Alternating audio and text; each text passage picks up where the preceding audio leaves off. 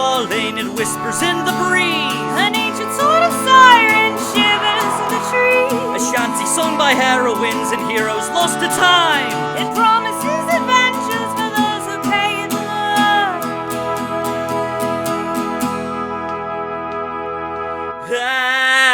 At advantage to your role, though the journey takes its toll, we shall stay hardy, friends remain while facing foes to the dungeons and the dragons we will roam. At advantage.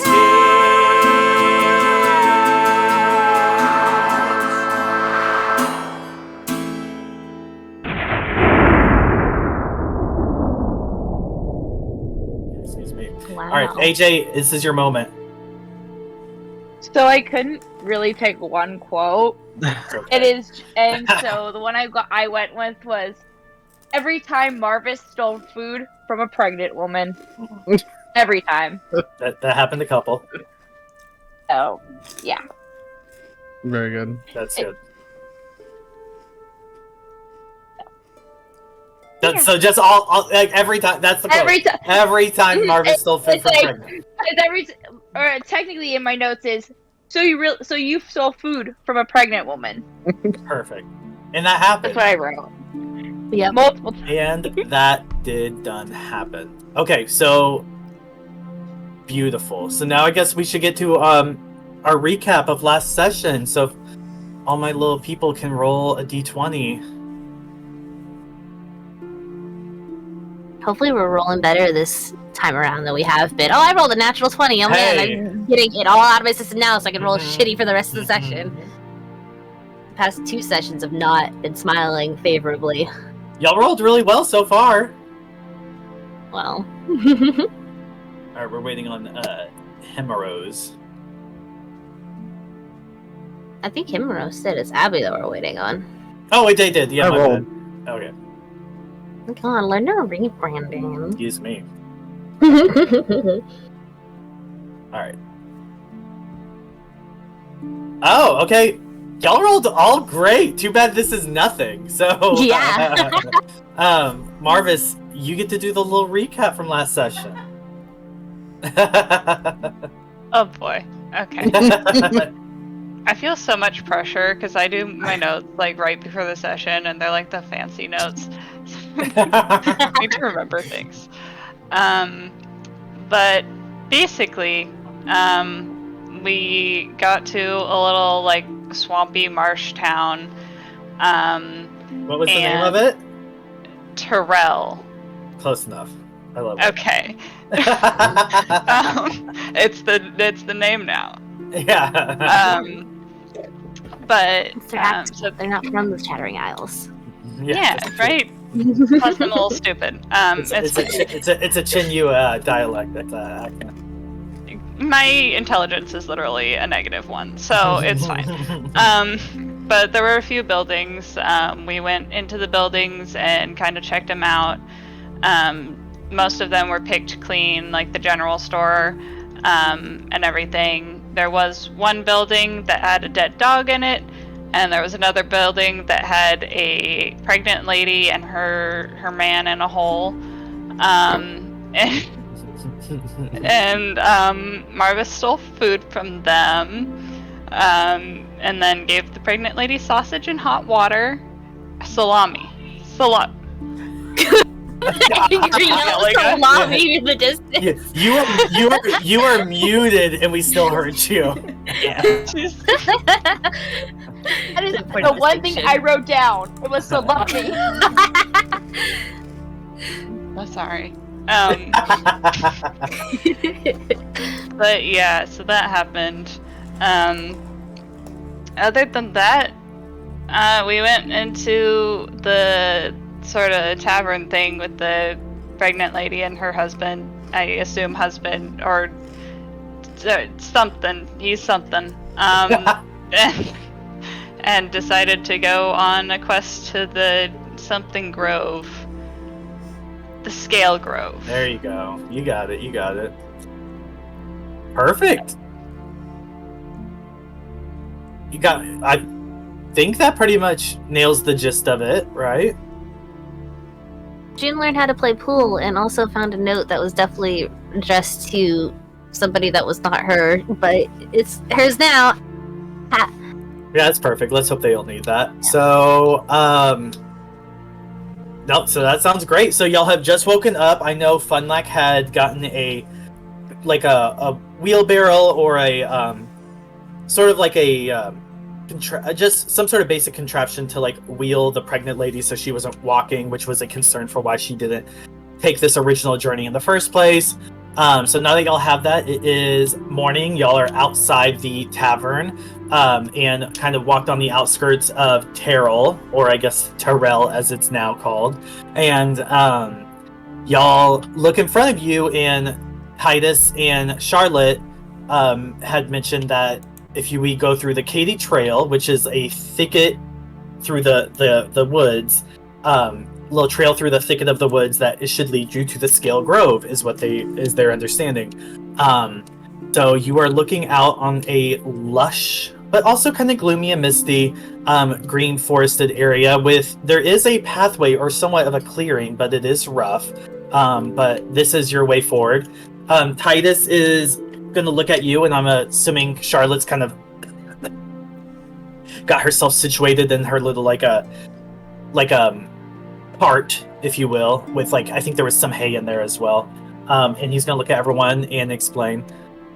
So the Scale Grove should be beyond or through this trail, but it may take a while to get there.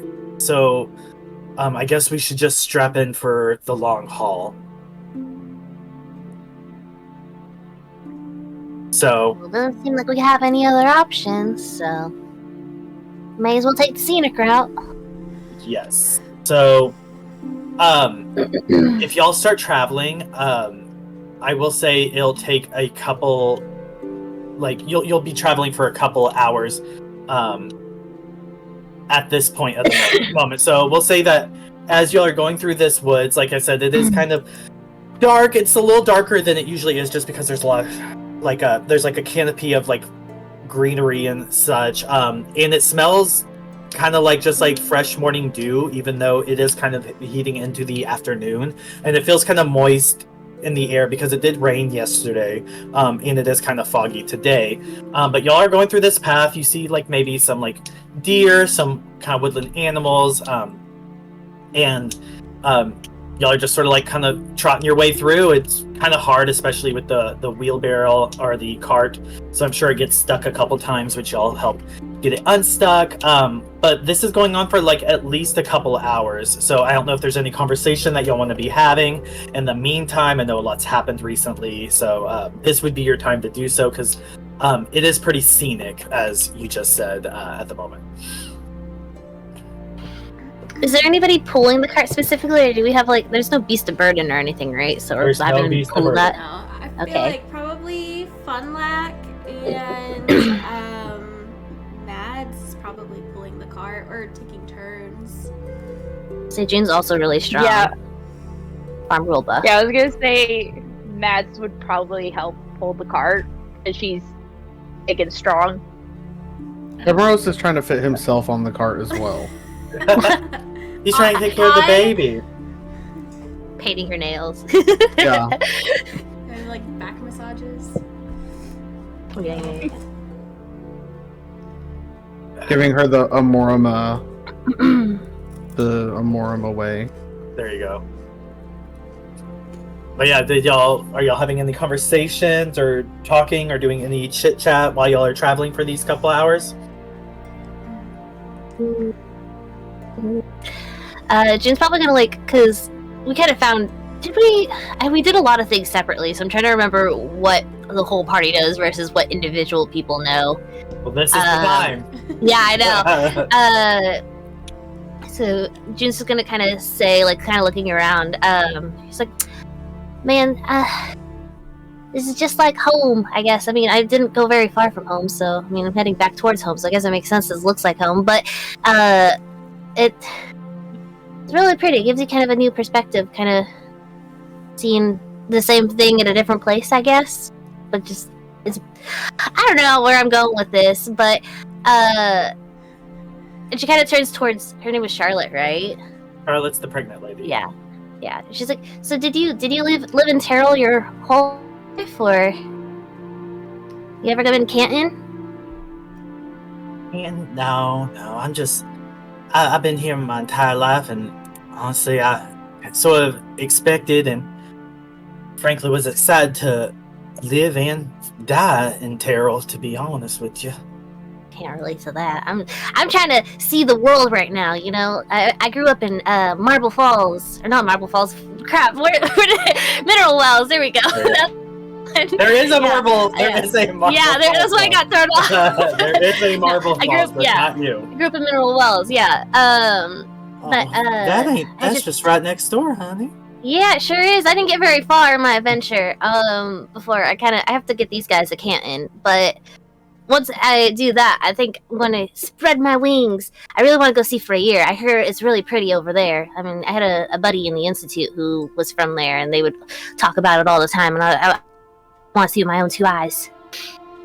I don't know much about the Institute. The only things I know are the things that Titus talks about it, which is pretty vague. I don't think he really likes mentioning it, really, but... It kind of sucks, yeah.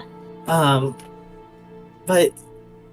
you know what? I guess I was just sort of happy with Terrell because you want to see the world, and frankly, my entire world was there, so I was okay with that.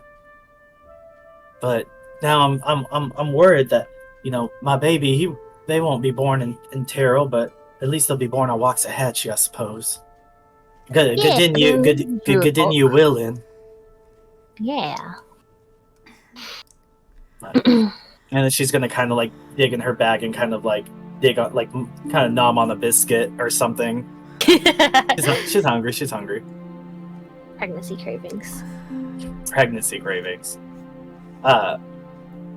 So yeah, y'all kind of chit chat back and forth about that. Anyone else? Talking to anyone? I think overhearing that conversation, Funlack will kind of. So, June, why were you trying to leave? Were they evacuating your no, it was too? It wasn't anything like that. It was graduated from the Institute like a year ago, and that consumed essentially my entire life. So I want to see what I can of the world. Before, that was the goal before I got washed away in oh god, what was that called? What was the city? What was the first one? Edgewood. Before we got washed away in Edgewood, but I mean, Canton's still fun. I've been there a handful of times, but I want to see everything. I mean, I've been cooped up in a school for the last almost a decade. So I want to see everything. I mean, you go to the Institute and you learn all these things and you hear all these things and see all these people from all these different places and they have all these stories and you're just locked in there for years on end until you can finally go and do what you want to do. Stupid, but that's besides the point. Well, I hope you keep your heart as you go. The world isn't as kind as I think it seems. It's not as fantastical and wonderful as people will paint it. You have to be kind, it just has to be interesting. Yeah. It is interesting. That's what you're looking for.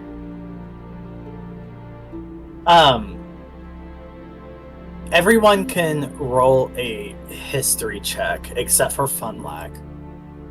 Oh. Okay. I'm great at these. That's not very high.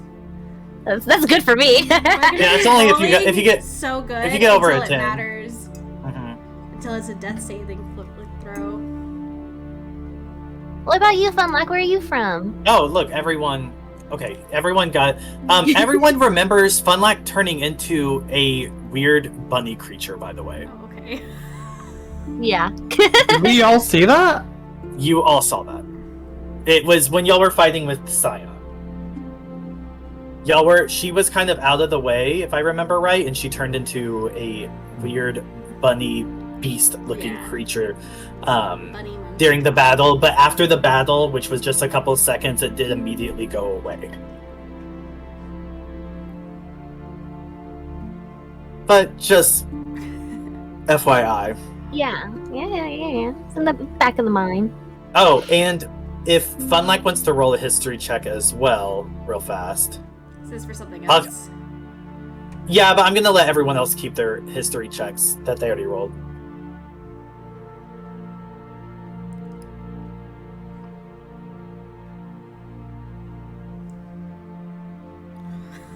Oh my god. Oh my Jesus Natural 20, baby. Christ. She's a smart one of the group. Mm-hmm. Well, you already know the situation. Okay. I'm trying to think of how I want to word this, because as I said that, I realized I don't think anyone was around for that conversation. So, Work. y'all started separating so much, I got confused for a second. Yeah, I don't Yeah. think anyone was around that conversation. So, but Funlike already knows. We could, you know what? For that, I'll let you table that natural 20 for something else. Free natural 20. Ooh, Yeah. work. Yeah, because I did. That's on me. I did forget that. I think the conversation I wanted everyone to check for, I think, was private. Now that I immediately came out of my mouth, so Okay. sorry. But anyways, yeah, y'all keep going ahead. What had you asked? Where I am asked from? where you were from. Yeah. Not from here, that's for sure. I come. Well, have you heard of the Dwarven clans? I assume you have. Can I respond in Dwarvish and say a little bit? Yeah. I don't know. Yeah. Do you speak Dwarvish? Oh, Yeah, I do. That was one of the because we were trying to figure out like what languages June would know or whatever because No, it makes her sense. She background probably- gives her a lot of languages for some reason, but she's not very smart, so we like decided like she speaks a lot of them, just can't read any of them. Yeah, you may have traded with them at some point. Charisma. Yeah, she's like she'll say like a little bit, but I don't really know any of like the big dogs like you. it's okay. You don't want to, but. Oh, that's cool. You speak Dwarvish. I will respond in Dwarvish as well. Everyone speaks Dwarvish. Yeah, right? Dwarvish party. Yeah, well, I remember you. I speak Yalish. I remember you took it away from me, but Yeah. You can keep it. I don't care. Well, I mean, the whole point of Knowledge Cleric is they get 2 extra. So I have on my thing. Oh, sorry, I don't know why I'm pointing. I have a whole nother language that I haven't even chosen yet because we couldn't decide.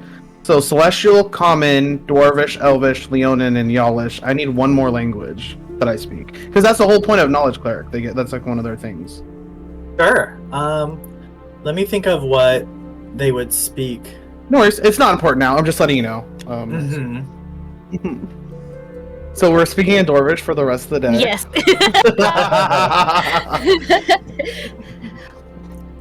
But yeah, I mean, I know of the clans. I've never really interacted with any of them. But yeah, I don't know. They have her people have pretty rubies. Yeah, very sparkly. Match my scarf. She like waves her scarf around. But yeah, I mean, I don't know any of the big dogs, or I guess the bunnies. I mean, you turned into a bunny, Fun Lag. A big bunny person. I did, and I am trying not to. Oh.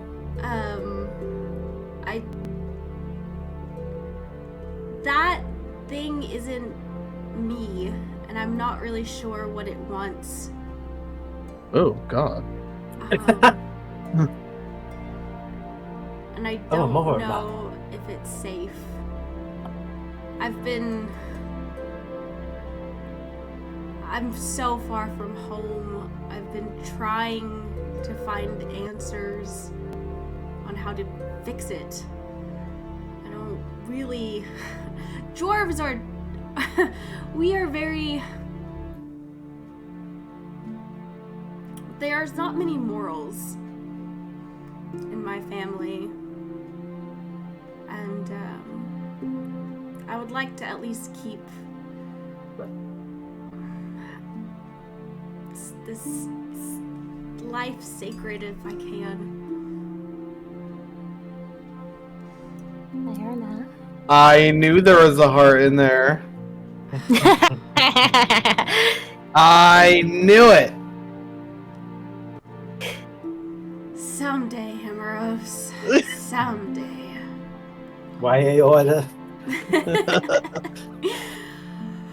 All I right. just knew you were always a big softy underneath all that. I am Beard. not. I'm just... You are. You're literally a cuddly little bunny. You're a cuddle. underneath Yeah. You have all that fur and stuff. Aww. God themselves came down as cuddly little bunny. As much as you tease, do not try to cuddle the beast. I don't... as annoying as you are, I don't think I would want to see that. Aww. Don't awe me. Was that why you were Don't. hangry the other morning, Funluck? It's... I don't know if angry is the correct word. I don't control whatever it is. It's some kind of curse. It's something dwarves have and have always had. I didn't realize my family was so naive with theirs. Everyone can roll another history check. As she says, it's a curse that dwarves have. Do you want me to roll or do I No, need to? you don't. Okay. No, I mean, you know. Yeah. I heard. There's History? one. A they them's check. That makes Ew. sense. Not odd. Okay. It's all this woke. What's with all this woke Tina? That should have Wow. been my name. And Yeah, Yeah. no, it should have. Woke Tina. Wow, Shit about dwarves. y'all do not fuck with the dwarves. No one. So y'all will speak the language. That's cultural appropriation. You speak the language, but know nothing about the history. Work. Okay. I know about their diamonds. I know about their rubies. That's all I need to know. The rubies, darling. The important things. Nothing. Jewelry. Yeah. I was gonna say June's dwarvish is very broken, probably. Like she's Yeah. she's learned it from overhearing like dwarves speak it, but like not had proper like education learning the actual language. Yeah, I will say that y'all think it's weird that she said it's a curse that all dwarves have, but you're not sure what that's a reference to.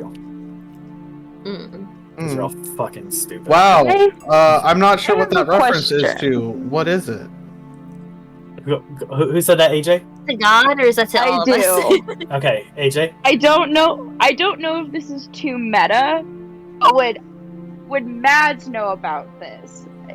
Based off their backstory, would they know about the Dwarven curse? Just asking. Or like have some idea. Like enough to pique your interest. Yeah. That's I didn't know if tricky, that was- because if I'm being honest, your parents definitely would, but I don't know if you necessarily... Because you were Okay. young when that was you a can make them thing. roll for it. 50-50 chance. Yeah. I'm trying to think. Yeah, Yeah, I I mean, was like, you can roll for it, and we'll see what happens. We'll see if you were too young to remember. Yeah, I was like, I didn't want to say anything if it was too meta. No. Yeah, no, because it's something that your parents definitely would know. But... All right, roll So for what your do I parents. roll? Yeah, roll for your parents. What do I roll? Does that mean you I have think has June advantage can do because a you have history. two parents? June can talk to one of them.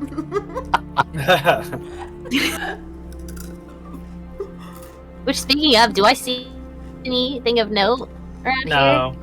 Yeah, I didn't think so. Yeah, you can roll a history if you want. I rolled a 19. Oh, okay, yeah. You remember when you were a child, because you were born in the Dormant Watch, which is an area that, for lack of a better word, all the native orcs in Chinyu got pushed to during the Elven invasion, and now you just sort of like chill. Now they just sort of chill there. But that's in the northern part, which is pretty close to a continent called Sazayer, where your family, when you were younger, did move to for a second, and there they were wanting to be trained by a dwarven clan called the McUrsa clan, which is one of the 7 noble dwarven clans. And they did have what was called a blood curse, but they viewed as a gift, which allowed them to turn into bears, but they weren't ordinary bears.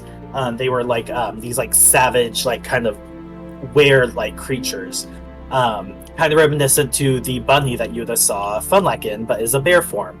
But that was when you were younger, so you don't remember a lot of the details, but you do remember that your family did move to this area where these dwarves were, they had a blood curse.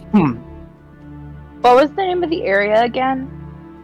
The continent is Sazayer. Damn. Which is, so y'all are on the Chattering Isles, and then Oland is on a continent, on the northern part of this continent called Zaire, which is where Himeros is from. And if you go south, you reach a continent called Sazayer. Here, I bet I can find a map of this. Zaire and Sazayer. Zaire and Sazayer. It means, Sazayer just means South Zaire. Where is my map? That's what I ask every time I'm backpack. trying to find your map. Here, I found it. Backpack. Here, give me a second. I'll upload it. No. Okay. One Mississippi. Everyone can eat shit and die. One Mississippi. Okay. Huh, I got it. Wow, liar.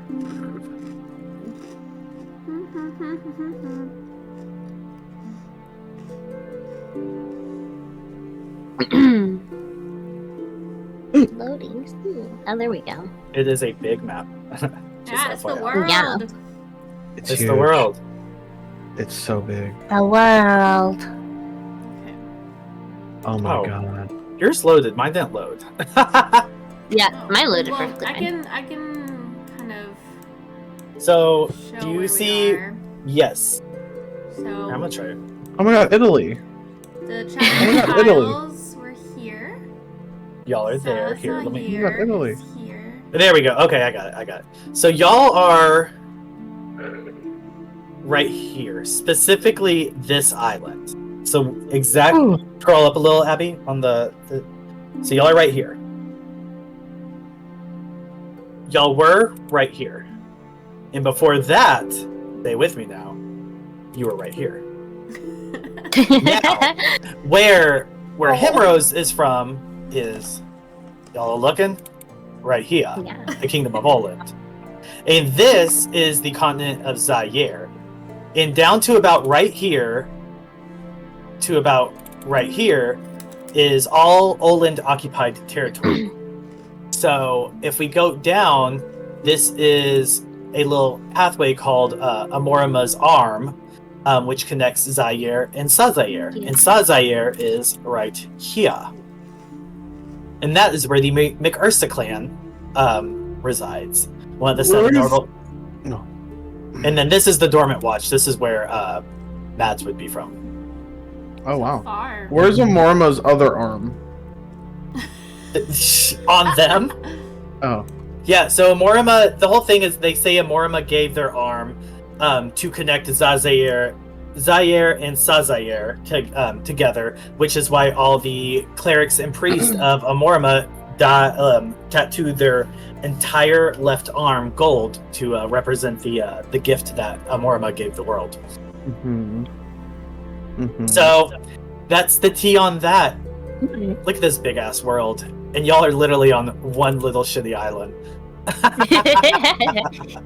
Oh, y'all want to see where Freya's from? Or not Freya. Hey, that's my home. You better watch your Funlack. tongue, God. Funlack is right here. That's where Funlack's from, right there. You just So. told God to watch their tongue. She's been having an issue with the gods. Don't worry about it. Don't you worry about She's Oh, above it. let me introduce you to Amorma. it. You'll Yes. love him. Them. Woke Tina. So many So, rabbit holes. So yes, that's the tea on all that. So you do recognize the Dwarven blood curse, Mads. To go back to that. After all of that. Go back After to all of that. So the answer to your question is yes. Love it.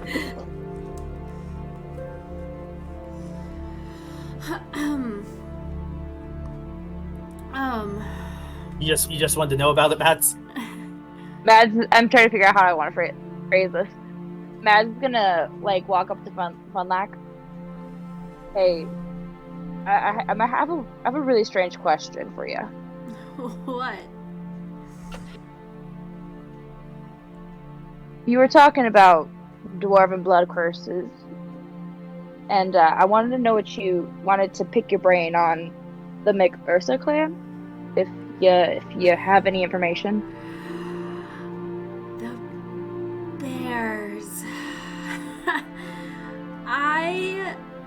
Am I right, David?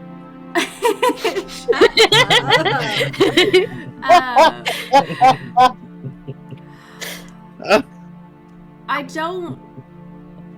don't know anyone from that clan, and I'm a little estranged from the McHare clan, but they also had nothing to do with that clan. Most of the noble houses shunned the McUrsa.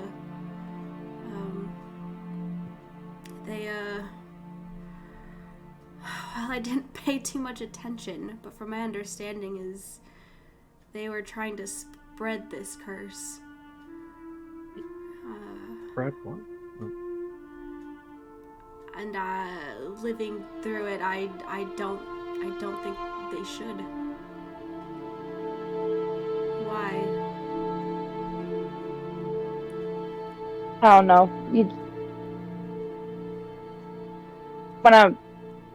My parents went up there. I don't really remember why. I was little and trying to figure out what happened. And you mentioned that, and I thought, well, could be a lead. Well,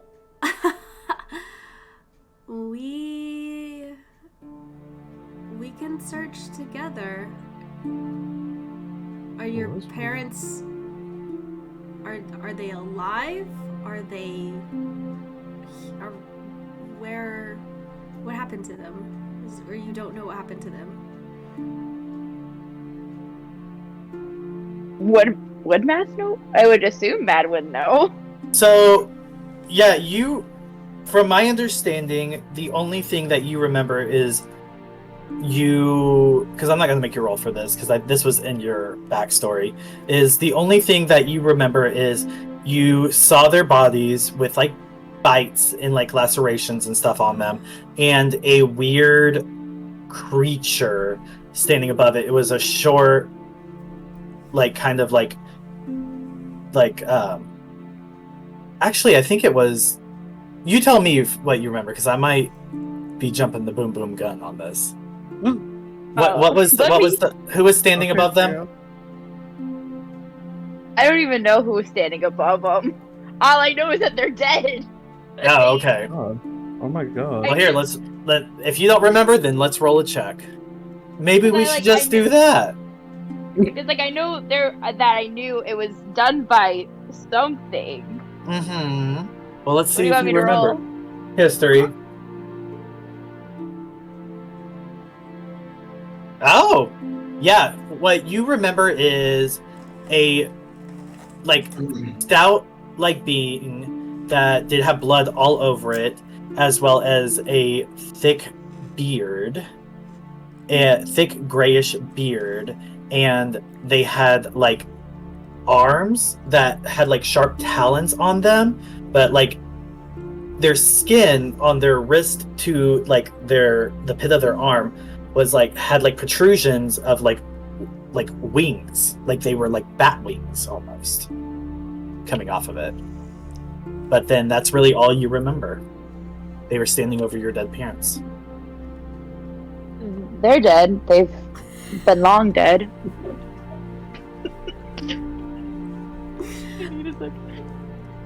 They're gone, but seeing you turn into, in lack of better terms, the were-bunny. I thought you could tell me more about it. All I remember is seeing the body of my parents, and some weird creature with a beard and what looked like wings. Like wings.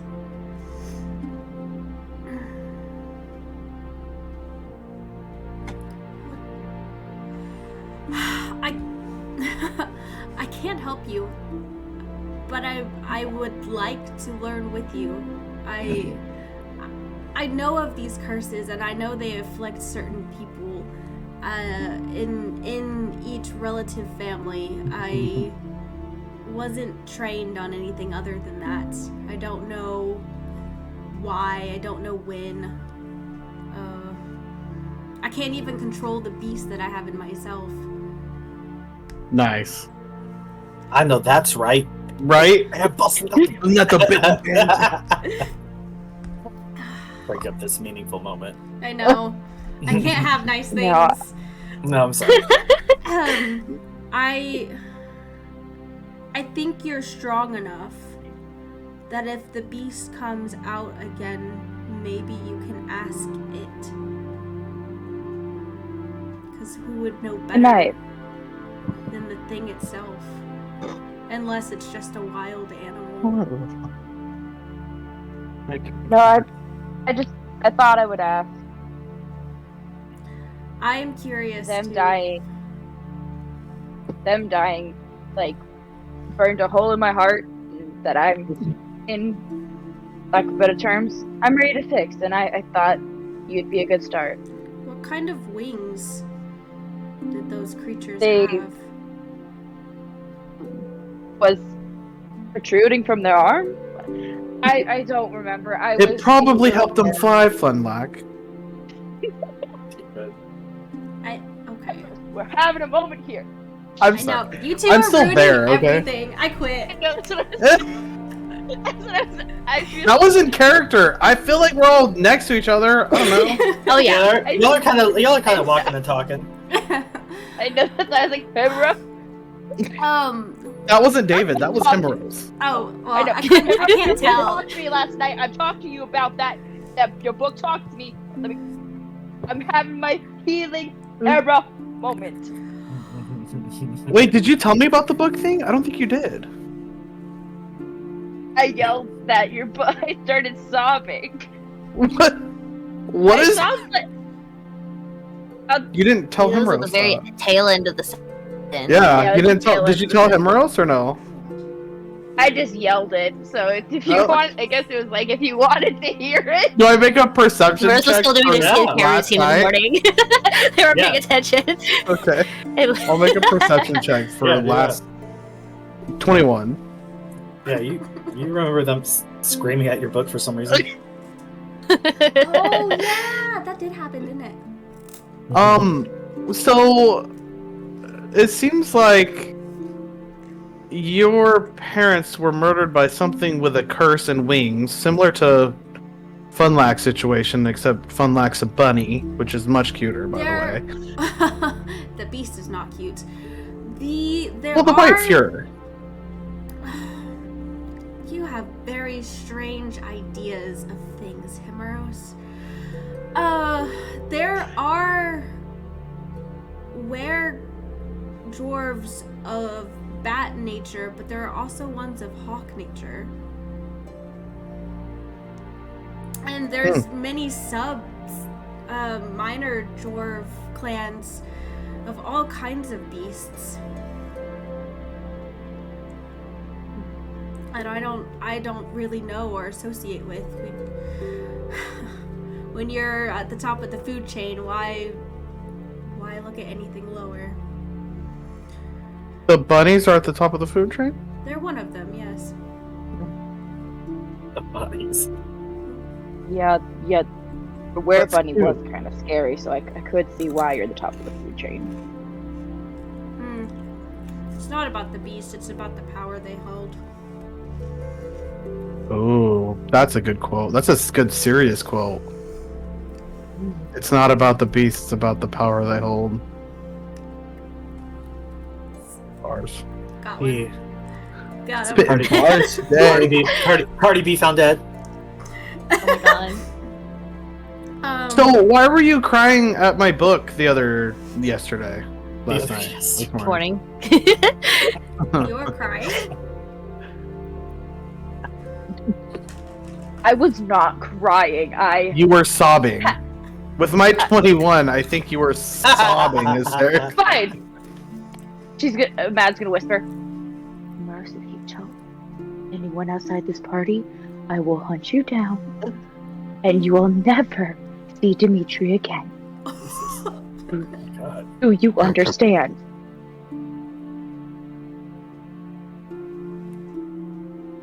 Hold on, I'm looking gonna at take my that as a yes. spells. Oh my god! Oh god, I'm looking up my spells. I'm going to cast Hold Person on you. I guess I didn't need to do combat today. You're just gonna do it yourself. So that's a 16 wisdom. Roll a wisdom savings, Mads.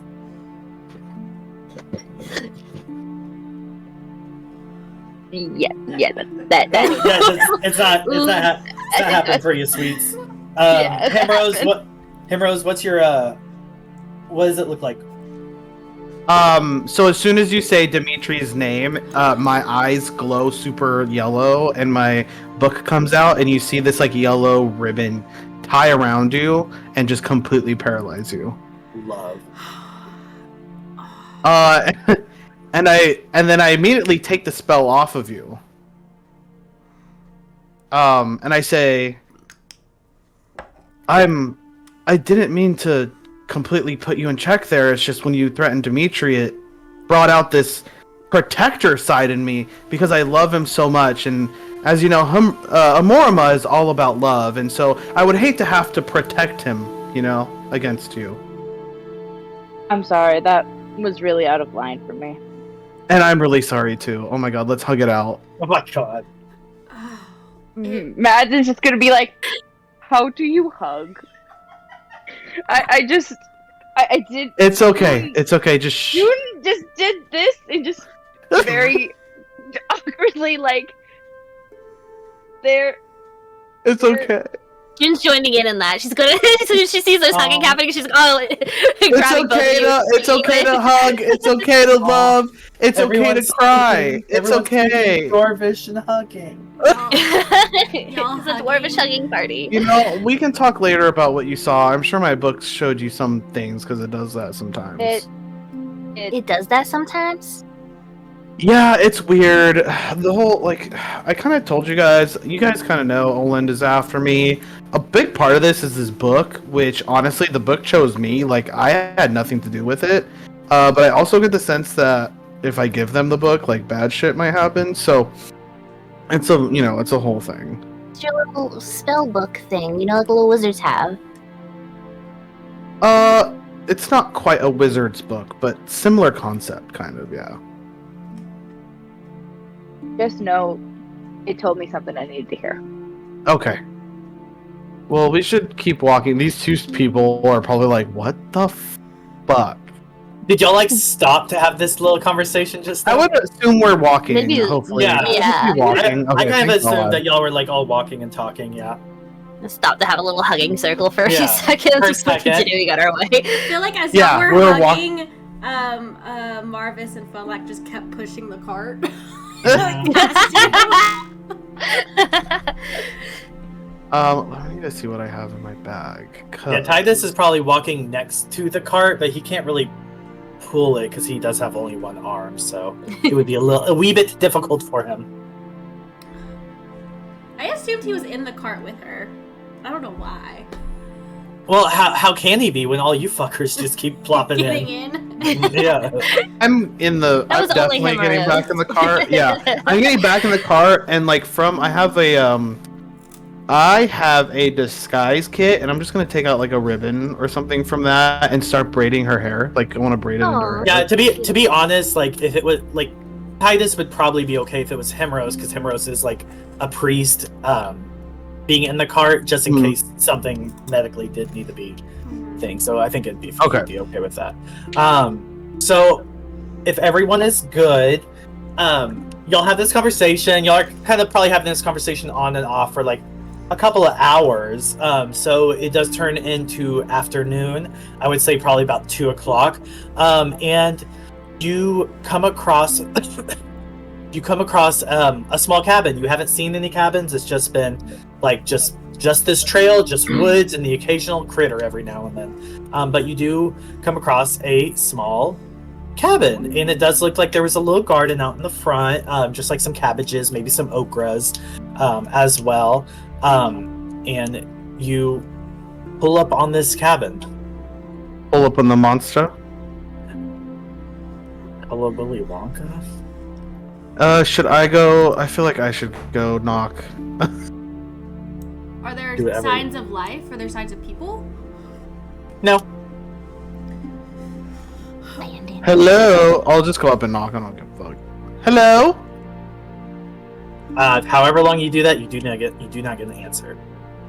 Okay. You are also knocking on the chimney, so let's move. Nice. Okay, well that'll do it. Just knocking on the outside of a chimney. Hello. It looks like a doorway.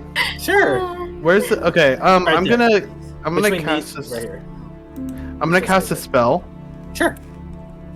I'm going to ritual cast. It's going to take me a minute of augury. You guys have all seen me. Same shit. Book lights up. Basically, I ask it a question and it tells me either weal for good, woe for bad, weal and woe for good and bad, or nothing. And I'm just going to say. While he's doing this, One more time. I want to look over his shoulder while he's doing this, because now that the book has come up, June is interested and she wants to look and like. Oh, yeah. She's gonna be kind of like passively watching before, because she's Sure. like, yeah, weird wizard shit, because she didn't really. I don't think she fully comprehended what Himeros was really. So now she's like looking over his shoulder to see what he's doing. So yeah. So Himeros. the question. Go ahead. Oh no. The question was. I was going to ask is like, is there any people inside? Okay. And like, it'll tell me like if it's good or bad. Basically. You know how I do this spell. Yeah, it's great. So Himeros sets up his little situation, but luckily a lot of this was set up because he did cast it yesterday as well, so he was able to kind of make this like little ritual a lot faster than he generally tends to. And as he says his incantation, the book floats up, slowly opens, the pages flitter super fast, as you've all seen before, and as that happens, the book turns, faces Himeros. June, you're looking. Himeros, you see the words pop up. June, you see nothing. And it does say, Himeros was surprised. The man could not be helped as much as he had hoped he could help him. If it's fucking Dimitri, I swear to God, I will punch this fucking cheater in this goddamn. If this is Dimitri, I'm gonna say, I'm gonna look to the group and I'm gonna say, I think there's someone that has passed inside. Thing in the book. The book is blank. So I'll open. Oh, there was words for me, honey. Don't worry about it. So I'll open the door. Okay. All right. Oh, not hide. Oh Sorry. my gosh, the fog is spreading. Oh no. Oh, no. Oh, wow. Okay. Okay. There is a empty room, and it looks like it is full of shit. Just like it looks like a. Yeah, it's pretty obvious. It looks like a tussle has happened. Like things are broken and shifted around. Mm-hmm. Yep. There's no one in here. Is there another room? There looks Can you- like there is a little door right here. Okay, I'm going to that because I'm looking specific. I'm not going to look for anything other than a person, like specifically. I will say you do know there's a person in here because of your augury spell. Yeah, exactly. Yeah, so I'm just like, where's the person at? Where's the person at? Right there. I don't know who that is. That's not Dimitri, thank God. So you open the door, and immediately you get the smell and stench of death. It smells disgusting. It smells like rot. And there's flies. And then there is a person with blood all over them. And it looks like they're like they were like chained to the floor. But it looks like they had like broke one of their wrists and were able to get one of them out before they died. But you can roll a medicine, and then you can also roll a religion to anyone who sees this, because the blood is in a very obvious but weird, almost like painting on the wall behind the man. Medicine, natural 20 roll? for a 27. Okay. Religion, a 9. Okay. Whoever sees this can roll it. Maybe medicine or religion. So you don't know the significance for why the blood was placed this way, but as far as your medicine, you notice that this guy hasn't moved, except his eyes seem to be looking at you as you walked around the room. Oh, shit. So Okay. he, with the natural 20, you can tell he is alive. Oh my God, he's alive! I don't have anything for him though. And Mads, you see with your religion check, you see behind him, there is a rough, like almost looks like someone dipped their hands in this blood and painted it on the wall with their fingers. A skull, that looks like empty space where like the eyes are crying, and a red crown on top of it. Well, you all see this, but Mads, you know specifically because you have heard through your travels that this is a symbol usually for the goddess Davlu, who is the goddess of blood and curses, and the Shadowfell, and she had a whole thing with the dwarves back in the day.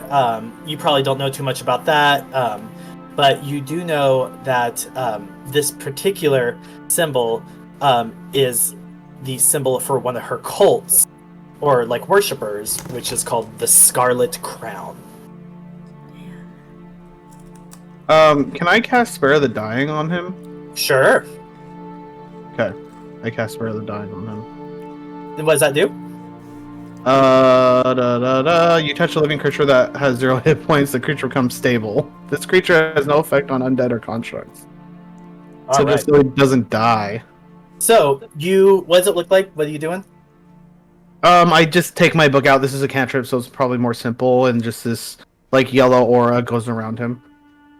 As that happens, his body starts convulsing, and blood comes just out of every orifice possible, out of his mouth, his nose, his eyes, and he just starts convulsing, like just crazily.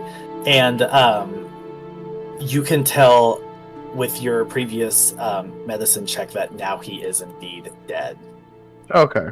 Whatever you did seemed to have an adverse effect on him. You guys, it looks like someone killed this guy a long time ago. Oh my god. Stupid. Her medicine check, I believe you.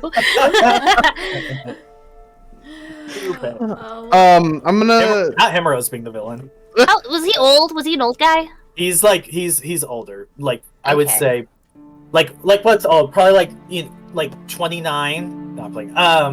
Oh my God. He's I would say he's probably in his mid to late 50s. Okay. I think Funluck had been Or staying outside to like watch everyone to make sure there was Charlotte and Titus did not go in. yeah. They were like, but "Fuck." hearing them yell, I think Funluck will end up going inside. Sure. But would she recognize any of this stuff? If you roll the medicine check is too late. He's yeah. dead. No, but like the But you can roll the symbol and religion if you would like. Like June's just staring at this guy like stuff. Can I use my nat 20? impassively. Yeah. If you want to use your nat 20 for my fuck up. As you run into this room and you see Himeros being like, "This, he's dead. I don't know what happened. He's been dead this entire time." You run into this room, and as you kind of peer in the corner, I'm sure you kind of like, you're small, you kind of shimmy between June and Mads, like, and you immediately zone in. You know immediately that is the Scarlet Crown cult, and you know immediately that that is a cult that is dedicated to bringing back Davlu, which is somebody that your ancestors wounded a long time ago. Work. She's Your the goddess of the curses. Yeah. Blood and curses. Yeah. She is the reason that y'all have the curse. Dwarves have the curses. Work. Does it look like this guy had any... Was he a victim, or was... Because you said he was, like, chained up. Did it look like he was a sacrifice of some kind? I'm trying to think of what you would roll to know that. Maybe I could see maybe maybe survival, nature, investigation, maybe. Because he was definitely a prisoner. We can tell he was a prisoner, but does it look like he was being treated like A willing participant or not? Yeah. You said survival? Or no? Yeah, because I'm trying to think of like if you would see based on like how he looks, if you could see if there was like a like kind of like how Aragorn and Legolas from Lord of the Rings, how they can just sort of like tell what happened, like based on like like the directions of tracks and stuff like that. I'm trying to think of like that might be the best for us to see if this person was willingly a part of that.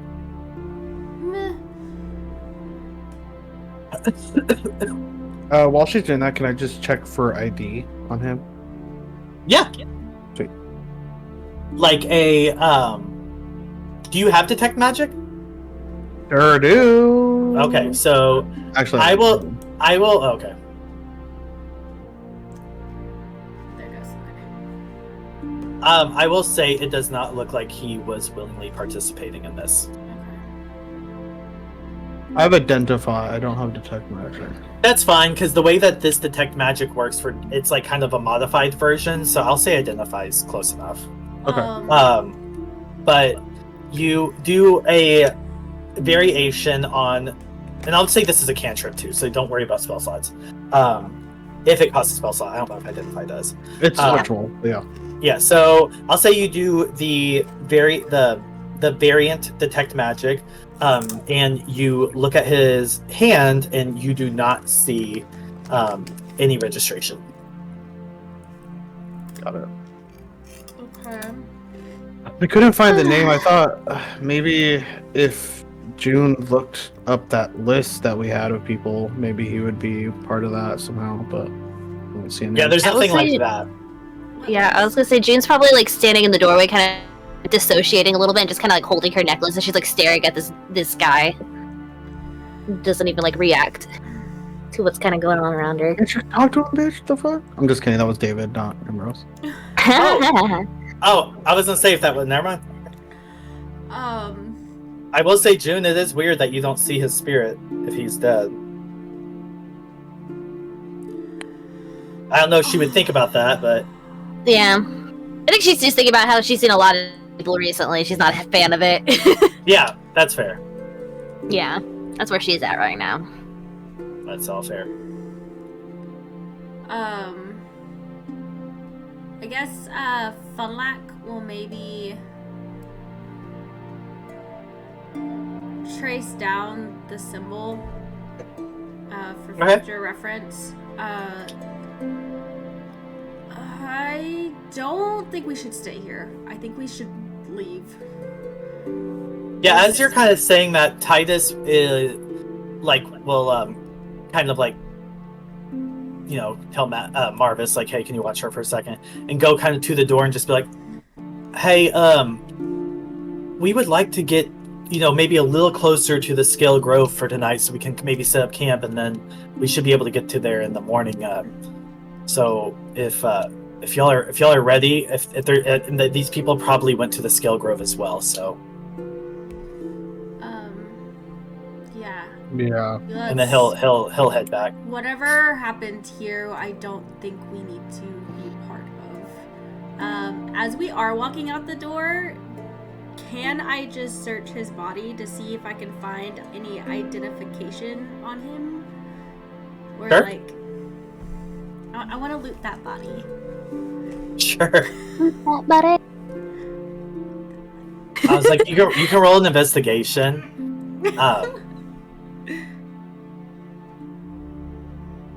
Okay. It's fine. To be honest, it just looks like he's in, like, kind of just like a standard like jerkin and pants. Yeah. Simple boots, simple like farming boots, and like, that's about it, really. Okay. Looks like he was a pretty simple man. Bury this guy or something? One more time. Or I was just saying to like kind of the party as a whole, kind of like should we bury this guy, or I mean I don't know. That symbol. Yeah. That symbol was. I mean, it was a dedication to someone you don't want to mess with, and I don't think moving the body or putting him in the ground is a good idea. They burn the house down? What would a Morma think of that? Of what now? Of burying him? I think it would be a kind gesture, but death isn't really necessarily one of their domains. But like you can roll for like a divine intervention, like if you want to pray. A Morma wouldn't give a fuck if it was an evil god, because a Morma's good. So he's like, right? Yeah, that wouldn't really play into one way or the other. No, I don't think. Yeah. Okay. Himeros is gonna say we should definitely bury him. I can do a prayer. I think we should burn him. I don't think we should bury him. Sure. That. But we need to do something divine to rest his soul. Well. I mean, would you know about burying dead people, turning into creepy crawlies or anything? I mean, she's grown up with a lot of odd folk. Based on your last religion check, I would say probably No. No. Fair enough.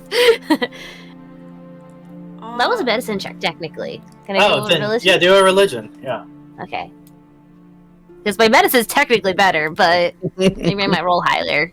No, No. No. I don't think so. yeah. I mean, I can burn the house down. It feels wrong just leaving him.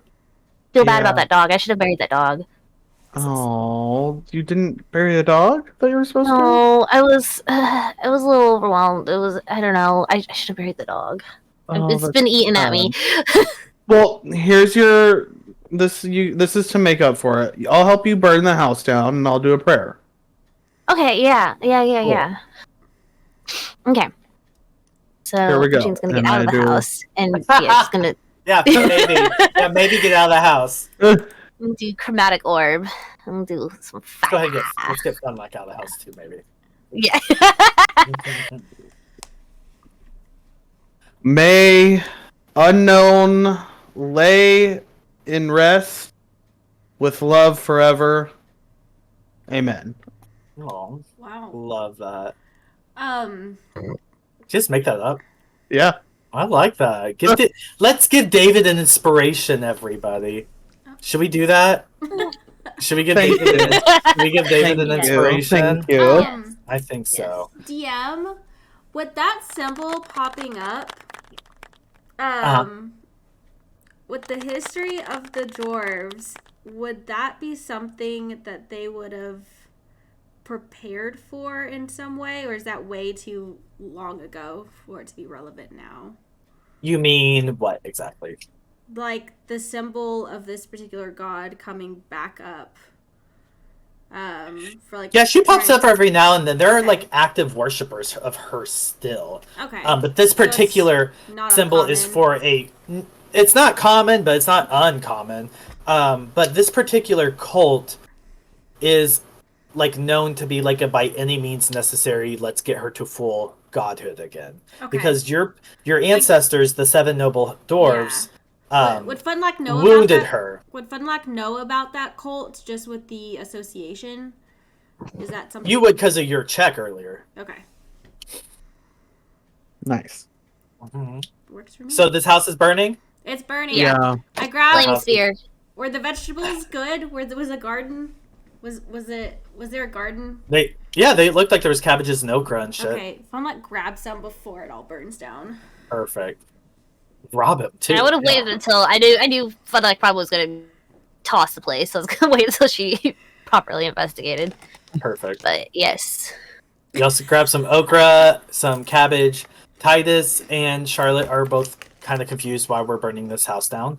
I'm assuming y'all probably explain the situation. Power. It's for his soul. Well, they didn't know that there was someone dead inside, so. So yeah, no. So with that, I will say that y'all travel for a couple more hours. Hot. And it is getting later in the night, so we are going to set up a camp kind of in like a clearing area of the Katy Trail.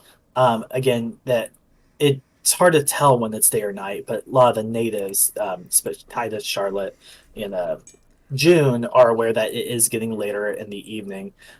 So we are going to start setting up camp, which takes a moment. And y'all are going to get situated there. Okay. So. Yeah. Okay. Oh my gosh, it's just like Baldur's Gate. Oh, it kind of is. Except for there's no companions to whatever We it's are the called. companions. Yeah, but I don't want a romance. I have Dimitri, so it's like. Yeah. All right, so y'all have set up camp. Y'all are all chilling. Y'all can do what you'd like for a moment. Y'all been walking your little legs and burning down cabins all day long. So I think Funlack probably has some kind of tea or like some kind of soothing tea. y'all may have bought some from Haxorus. Yeah, either from the shop or just stuff that she travels with to try and like stay calm. And I think she's probably preparing and making some of that for. Bunnies are known to suffer from anxiety. Actually, yeah, they do die from it. That is a thing. Oh my god. Oh, never mind. I'm not going to say that. Traumatic. June's gonna find wherever Himeros is sitting and pull out her little sewing kit that she got in session 1 or whatever and start trying to sew little like flowers and hearts into like Himeros' ugly cloak. Oh, I love that's that. right. That's why I bought it, like in session 1. That was my intention whenever I bought it, was immediately start dressing it up, because I remember you saying it was really ugly. Oh my god, I love that so much. So as you're doing that, I'm gonna take out my jeweler's kit and start like... And I'm assuming I have some jewels. I was fucking rich at one point. I'm gonna start like somehow like entwining jewels into your scarf. Y'all are just drinking tea and doing jewelry, and Cute. Titus and Charlotte are... We're getting fabulous over here. Oh they're probably partaking, like trying to like hang out, since y'all are traveling together in your little area. So yeah, y'all do this for a couple hours. If anyone wants to talk about anything before you start taking your rest, let me know. Marvas is gonna kind of go off to the side, and he's just gonna like, you know the sound like you make when you want a cat to come to you, where you're like, pss, pss, pss. Yes. He's gonna do that and kind of pat his lap, and summon his little familiar. Because once I do the ritual, if it doesn't die, I can kind of it's summon around, it yeah. at any time. Yeah. And he's just gonna kind of sit with his little cat for a little bit. Sure. Let's sit with that cat. What's the cat look What's like? that? Cat. What kind of color? It's been a minute. What kind of cat does They- it look like? They posted pictures of it, I think, right? Yeah. Oh, yeah. Here. It's You can- really It's a cute. little It's shadow fucking cat. cute. Which monitor? Hold on. So it is. Yeah, I'll delete It Oh, there is. It is like a Black. fuzzy, smoky black cat. Which this is kind of interesting. That's what Marvas sees. The rest of you see a black cat. Oh. It ain't smoky. It ain't weird looking. Just like It looks like a normal black cat. Mm-hmm. That's fun. That's entertaining. It's an electric meow. Oh my gosh, the electric meow. The electric meow. Are you sitting like far away so we can't see you? Just kind of like he's not necessarily like trying to hide it. He's just sitting like on the edge of camp, just kind of being an edgy cat dude, I guess. Edgy cat. Every group needs one. That's my dragon name. I'm playing an edgy cat in another campaign, so Love it. Love it. The Edge Dragon Lord. Alright, so y'all are all being half moody, half wholesome, and Yeah. anything I else was gonna before we say start that. taking Oh, yeah. turns? Yeah, I was gonna say that, like, while June is doing this with Himeros, she keeps looking like she wants to say something, but then holding her tongue and just being like, doing her little kind of like. Ooh, do I notice that? Yeah. I was gonna say, I was like, I like threw that out just because I know you have a really high insight, probably. So. What's your but passive insight? 17. She's not being I was like, especially subtle about it. Like she Yeah. looks like she's trying to be subtle, but she's not a subtle person. if you're not being subtle, then I would say Himeros can tell you. That's up to you. I don't know. She said she wasn't being subtle. Okay, perfect. What's up, Junebug? Something you want to say to me? Ugh. Not Junebug. My mom calls me. Oh, Well, that's I mean- cute. you were talking about the book earlier, and I think you mentioned that like the whole reason why those Olandian people are chasing you is because of that book, I think. And like, I don't know. What's going on with that? I mean, do you want to talk about it? Oh, sure. Yeah, it's like not really a big deal, to be honest. So basically I found this book. So, my family's like rich and stuff, and they have this huge mansion, and I was being neglected like normal. So I went to go look around it, and I happened upon this book that was in this case. And as soon as I walked into the room, it started lighting up, and it went through the case, and it came to me, and I've pretty much had it ever since. And it's kind of been the source of my magic. Not the source, because I get my magic from Amorima, but it's kind of what Amorima comes through for me. Interesting. So that's why it's not like a wizard book. It's like my cleric symbol, if you will. Okay, I suppose. Why do those guys not like that? That I don't know, actually. I don't know why they want it so bad. I'm assuming there's some type of secret about the book that I don't know, but I mean, it tells kind of the future sometimes, so that's pretty crazy, so that could be why. I took a divination, or my cousin took a divination elective while we were in the institute. And, Oh my god, did they? I Yeah. love divination. Oh, don't get me started. yeah, well, at first I thought it was kind of like a load of hokey, but I mean, the more she did it, I mean, I feel like it's really interesting. Like, Yeah, it's Isn't- definitely you have to have a passion for it. I don't recommend everyone to take that elective. Definitely like fire magic is usually what people go for during that year, but it's really hard to get a job as well after. It's kind of like a worthless degree. no, you have no idea. The institute is such a waste of time. I mean, It really like, is. Ugh, tell me about I it. was there for 7 years, right? I DM? think it's 6. Six. I think Okay, it's yeah, I remember big For ass time for sorcerers specifically. Yeah, for sorcerers, it's 6. I think for clerics it's like 2, isn't it? It's a lot less. Yeah. For clerics, it's significantly less. Yeah. yeah. I think you told me it was like 2 or 3. Yeah, because druids have the lowest, which is only a month, but they still hate it. And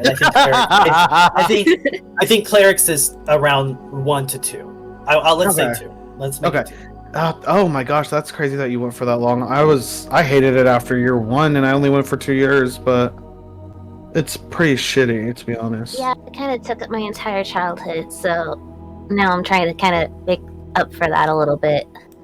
Yeah, but I mean, that's the whole story to my book. It's really not like anything crazy, to be honest. It just tells the Can I future see it? sometimes. Sure, and I'll literally Okay. just get it out of my bag and I'll hand it to her. Okay. Do I see anything interesting about it? Are you like flipping through it? Yeah, I'm like flipping through it, like seeing if there's any word. Because I mean, earlier was there any words at all on it, or was it just completely Nothing. blank earlier? There is one page, like 3/4 of the way back, but I don't know if the DM wants to make you roll if you find it. Is this something I know about? Yeah, I said it, and you forgot about it for sure, but I did say it. Okay. Let's. Okay, well, it's like a quarter way through. You said.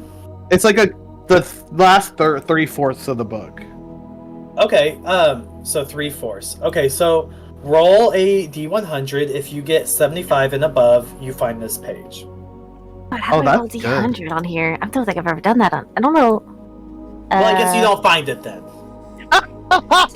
Just roll a d10 twice. 100? There we go. Yeah, there I you got go. it. Yeah. Woo! Oh! So you see, like, out of all these blank pages. All right, sweet bitch, you found it. This is stupid. I'm on the edge of my seat too. What is this about? It's nothing crazy. It's nothing crazy. So you see, like, one page randomly with like Himeros' writing in it, and it says Himeros' new friends, and it lists Funlack, June, Marvas, Mads, Dimitri, and then he put a heart next to Dimitri, Balbirin, and Trixie Bell, and it just has a list of his new friends, and then the 2 people that are here as well. Charlotte and Titus. Yeah. So he's been keeping track of all the people that he's met outside of Olin that have become friends. Oh, how wholesome. So cute. Roll me a d20, and then if it's evens, I'll give you something while you're holding this book. Yes. Ooh. D20? Mm-hmm. Can I, like, give her advantage if I, like, pray or something? No. Sorry. Okay. It worked out anyways. So, as you're looking at this book, you're looking at this list, and the handwriting's impeccable. Impeccably written. But the pages start flickering, kind of like when the augury spell happens.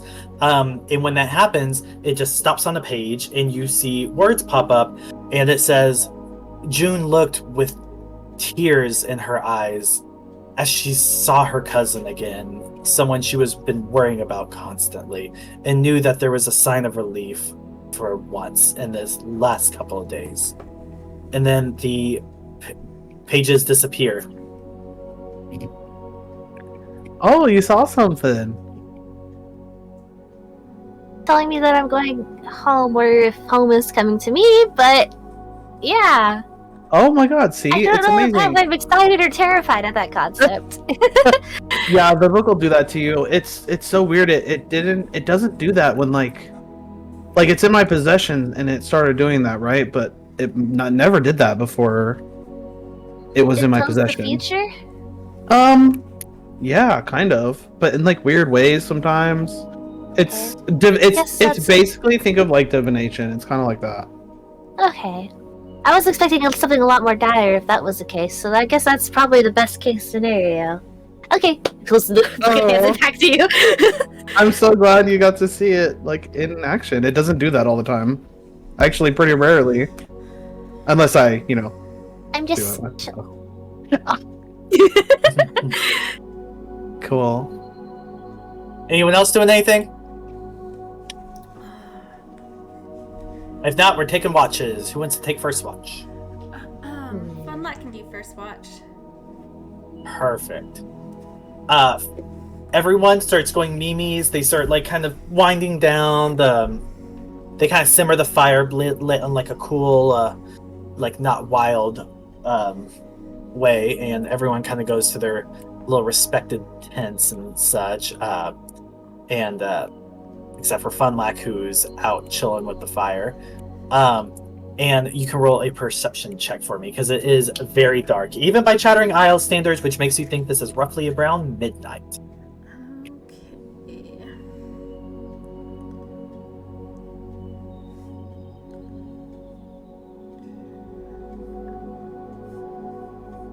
And if you get over a 12, you will figure out.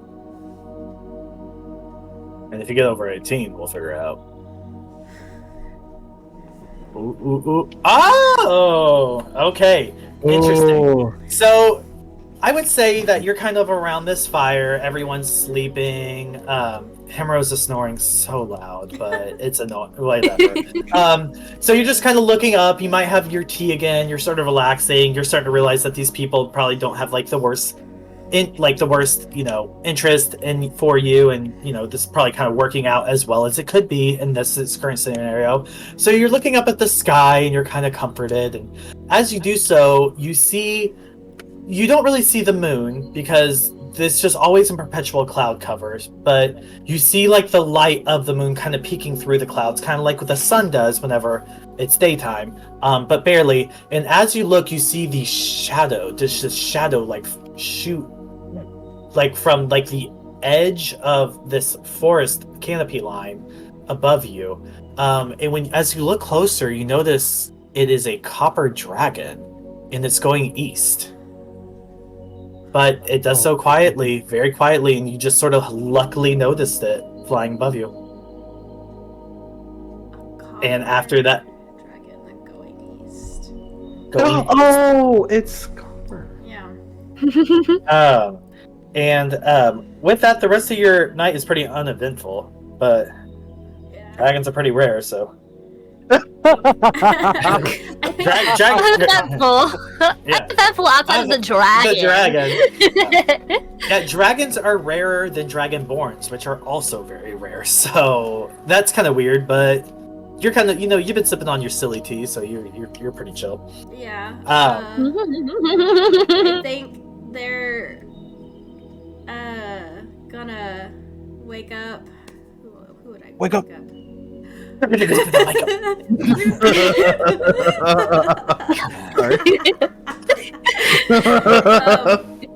think they're gonna actually go wake up Matt or Marvas. Sure.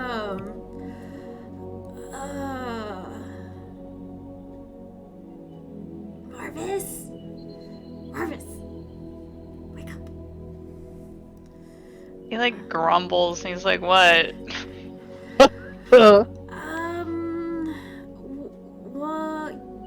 Wake up! She like kind of punches him. He sits up and just kind of like glares at Funlack for a minute. What do you want? I don't know the politics of dragons very well. I don't know Oh if my this God. is racist. Do you know anything about copper dragons? Do I? You can roll you can roll a history check, but with disadvantage, because even if you really did, it's a different kind of dragon than you are technically. Oh my god. Wow, did I just get stereotyped? Yeah, that Yeah. was very. There's Okay, two. last session, There's chromatic and there's You're not metallic. those kind of race. Well, Yeah, he's a last chromatic. section. He comes from a chromatic descent, and it doesn't matter anyways. He got a Oh one. my god. You don't know anything. Oh my god. I was rolling another one just to see if it would be like A Watch, it's natural one. amazing. You get a zero. Watch, it's amazing. It's not much better. It's a 9. You just sort of like roll your eyes because that was racist, Funlack. Oh yeah. Oh my god. A dwarf from an elitist household. That's Mhm. Yeah. Yeah, literally. True. Yeah, same. It's Same a girl, same. Rough. Okay. Well, I think I need to sleep if you will take the next watch. But I think I did just see a dragon in the sky. I'm gonna go Take to a bed. nap. Okay. Funlock will go to bed. All right, But at Funlock, least- y'all are gonna kind of trade spots here, Yeah. and you're gonna kind of go to this this little like small little table chair situation. Your cat kind of like perks itself up on the table next to you as you're watching the fire, and it just looks at you and it's like, man, oh man. Man, you got all these ladies coming after you now, don't you? Now it ain't good news. What? Well, you know, Ophelia, she's fucking with you, and then you got the other one now, Davlu. I don't know what she's doing, but I better be careful around you.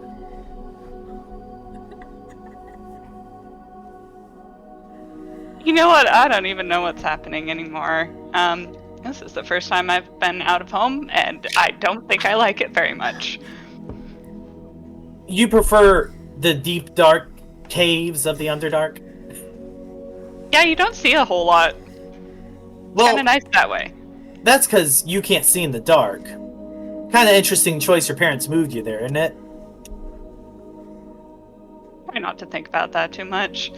Well, if I were you, buddy, I'd start thinking a little bit more about your decision making. And it's gonna kind of like boop its paw on your nose.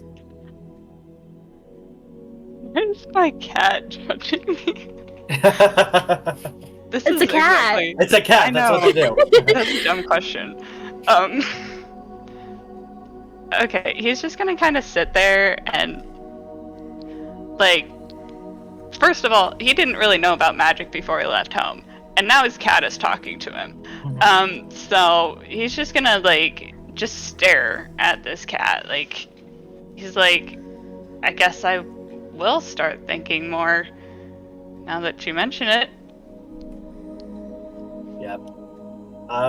Yeah. I think that would be, you know, probably the best decision. But, you know, anyways, gotta run. You know, got places to be and things to do, so to speak. And as it says that, it's glowing blue eyes that it's been having this entire time turn white.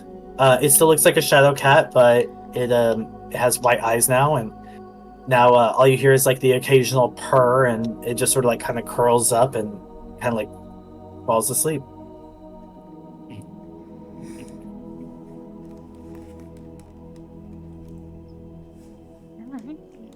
He's gonna, like, gently just kind of, like, pat the cat and just kind of go back to his watch and just kind of think about what just happened. Fair. He's so tired of random voices. You know what? That's fair. So the rest of your watch goes kind of uneventful. You do see a dragon, but you're like, oh, that's me. And then you, yeah, you notice everyone starts like kind of waking up. Charlotte and Titus kind of wake up a little bit before everyone else. Titus is like getting this cart ready, and Charlotte is trying to cook a few breakfast items. On the fire, she kind of started it up again, and she just feels like you get the feeling she wants to do something, and everyone else starts kind of waking up slowly after that, probably from the smell of like the sizzling bacon that she had brought and some eggs that she scooped up, as well as she kind of went in Funlock's bag and got some of that okra and is also putting that up in there.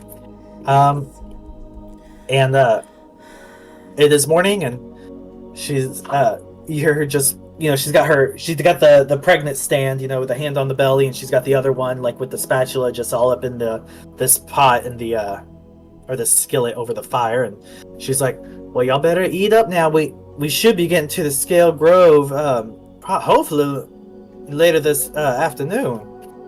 Sweet.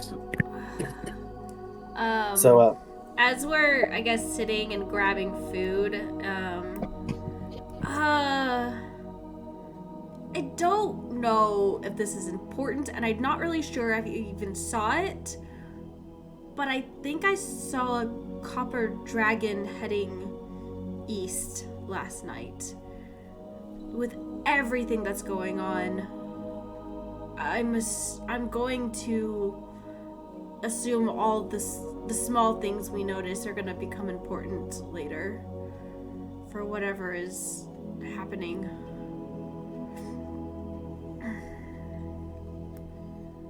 Does anyone know anything about why? Are you asking me or the party? The party. This is them like sitting down eating.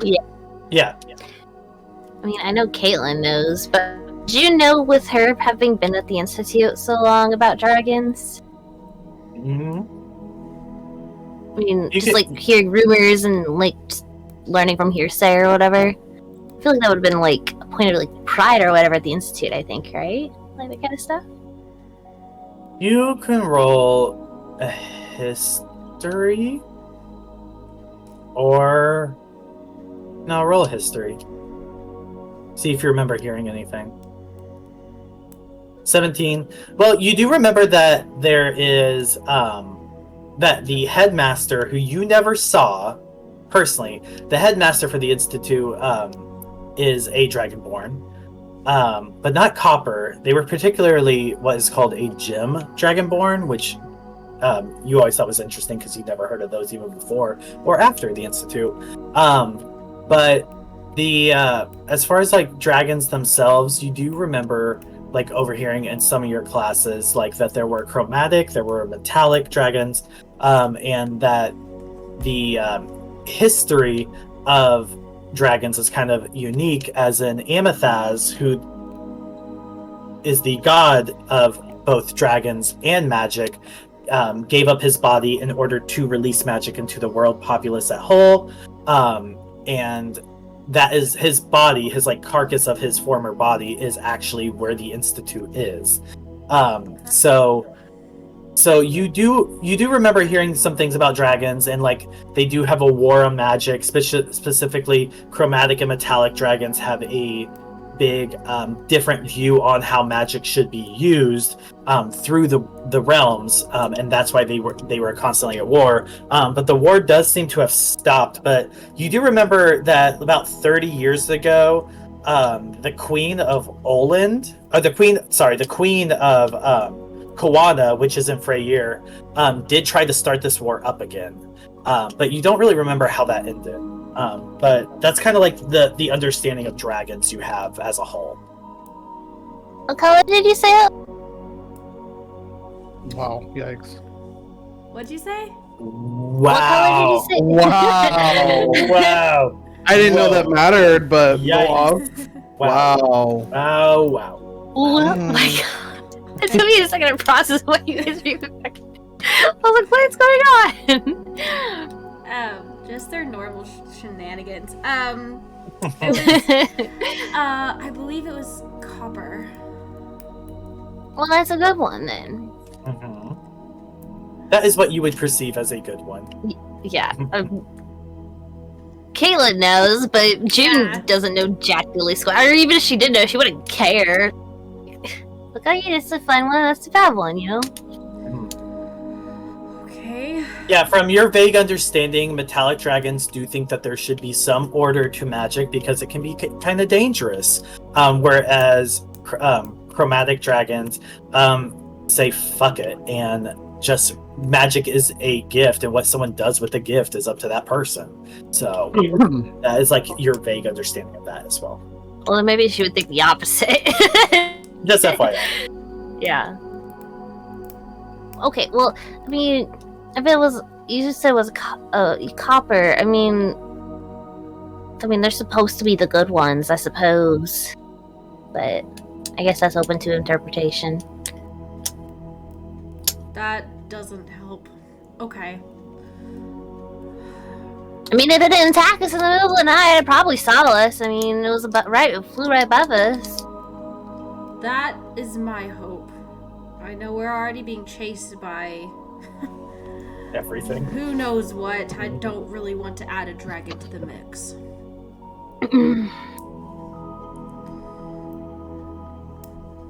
Honestly, why not? Add a dragon to it. Fuck it. All right, let's go. Okay. Yeah, let's go to the Scale Grove where we definitely won't see any more dragons. You know, with a name like that. All right, y'all pack up your camp. It takes a minute. And y'all are walking. Y'all On are the road scooting, again. y'all are chitting and chatting. Y'all gotten kind of close. There's a cat now. And then we got a long rest. yeah, you get all take Alright, your long I should probably rest. do that. Hell yeah. And as y'all are walking through the area again, we are coming up to a kind of clearing that seems kind of That's some open. Scary music. What in the world?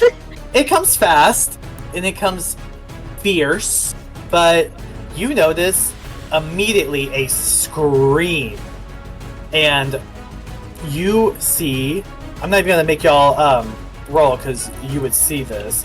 You see through this tiny clearing there is a shrine statue, and in front of it there are what look like these kind of grotesque, crazed people, about 4 of them, and they are looking at what looks like to be a halfling who just screamed, and it is a halfling girl who has a lantern connected to chains with 2 weights on the end of them, like flails, and she's kind of swinging the flails, kind of trying to back up off of them, and shining the light of her lantern, and they're kind of trying to get at her. And everyone can roll initiative for me. That would be cute. Oh my god. You don't mind if y'all roll initiative, do you?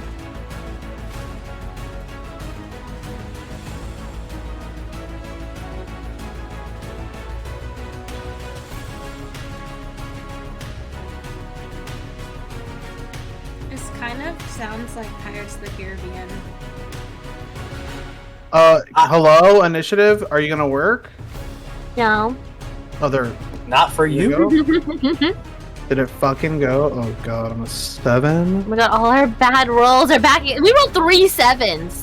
Back again. Is that good luck or bad luck? Is Oh, it no. slot machine rolls?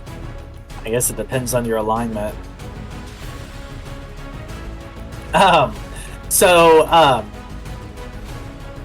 It is Titus's turn. He is going to kind of jump in front of this cart, but he doesn't really want to leave. He doesn't really want to leave Charlotte's vicinity. So he is going to see this closest person right here. He's going to assume that that's they're probably the bad guys. They look a little suspicious. And he is going to with his one arm do a somatic component and then shoots a fire bolt out of his arm. And that is going to do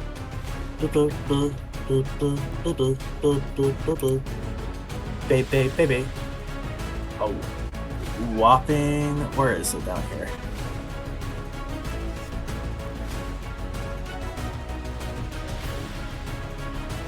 Come on, stupid. Okay, there we go. Sorry. 2 damage to this ghoul right here. We're off to a great start. Wait, so who attacked who? Oh, this Titus. girl. Okay. Yeah, Titus threw a fireball, not literally, but just a piece of fire, at this raised-looking girl. And that's going to be his turn. And now it is this ghoul's turn. And it is going to try to swing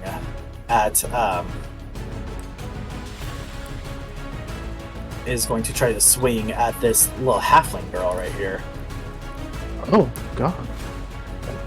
And it's holding like a piece of rusted sword almost.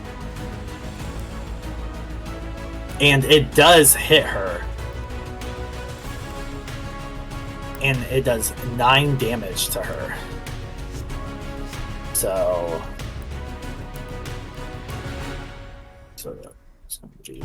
she's coming. And that is its turn, and it is now her turn. So she gets hit, and she is going to cast a sacred flame on this creature as well that just attacked her. She's going to do 1 damage to it. But as that happens, she's going to do a bonus action where her lantern lights up, and she starts swinging these like flail like kind of things that are connected to this lantern, and as they're spinning, they start glowing. And she's going to swing them at this guy and do 12 damage to him. Work. Work it fiercely, Diva. And it looks pretty rough. And with that, Nice. it is Charlotte's turn. Charlotte is in her wagon, and all of a sudden, everyone around you hears, "Oh God!" And June and Funlack, y'all are really close to like the end of the wagon. You noticed her water just broke. Of course it did. God damn it! And that is her turn, and now it is Marvas's turn. Not combat with a baby being born. I cannot. What are we gonna do?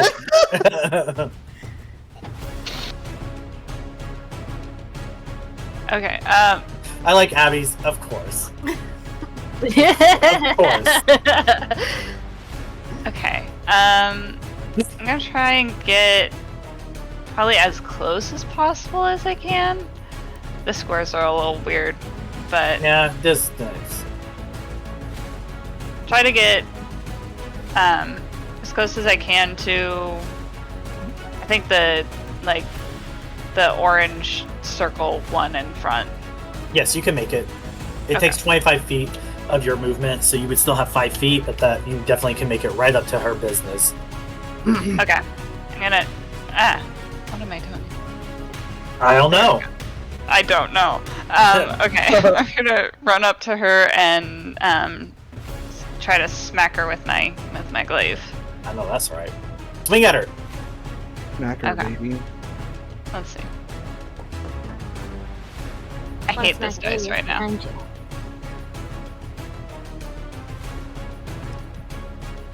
Is this the one that takes forever to roll still? Yeah. I Love. don't know how to like turn it off. It's like it was on 20 and then it rolled and was You not still that. hit her regardless. Okay. And then let me see what kind of damage I can do. Do it all. I want to. And then that's gonna be as soon as it loads, I think 9? Nice. 9 damage. 9 damage to her. That's real cute. You smacked the shit out of her. She doesn't seem to enjoy it. Okay. Well, that's her problem. Yeah, That's, literally. That's what I'm gonna do. All right. Cool. Funny laugh. It's your turn. Okay.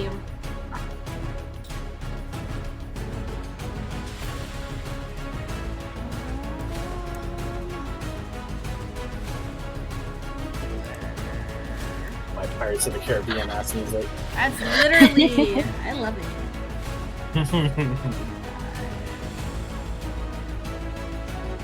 Okay. Funlack's gonna yell over their shoulder, "Himeros, help the baby!" and run into the fray. Himeros is like the baby. I can get right next to this guy. Yeah. Get next to him. Oh my goodness. I'm going to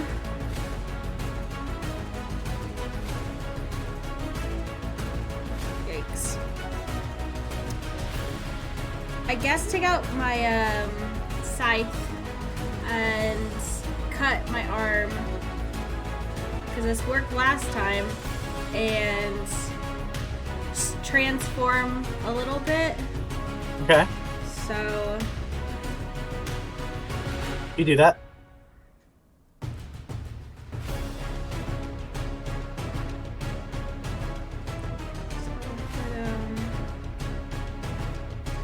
Okay. 20 to hit with my axe. You say 20 to hit? 20 to hit. All Because right. I cut myself, and then I have going. You turned into your bunny? Yeah. All right. That does hit. 9 damage. Love. Anything else? Let me check real quick. I don't think so. Oh. I guess, yes, because I did transform. Well. Is transforming a bonus action? Or is that just a free action? I don't know. I don't think it's a free action. I believe it is a bonus action. It is a bonus action. I just checked. Okay. Then, yeah, then I'm good. Alright, cool. Alrighty. It is going to be this ghoul's turn right here. And it's going to run up to Funny Laugh and try to smack it. It? You heard what I said. 10 does not. 10 doesn't hit. Oh, there it is. It runs up to you and it kind of just tries to it throws its whole body in and tries to it looks like it tries to bite you. But you're able to get out of the way. Okay. And with that, it is Himeros' turn. Oh, it is not. I'm lying. It is Matt's turn. Work. Okay. Let's see first if I can make. I'm gonna go to the ghoul that's in front of Marvas, but I think I can make it. You can 100% make it. Awesome. I'm gonna go. Not that one. I'm gonna go right up next to her. I'm gonna swing. I swing my great axe. Nice. Give him the good old anchor.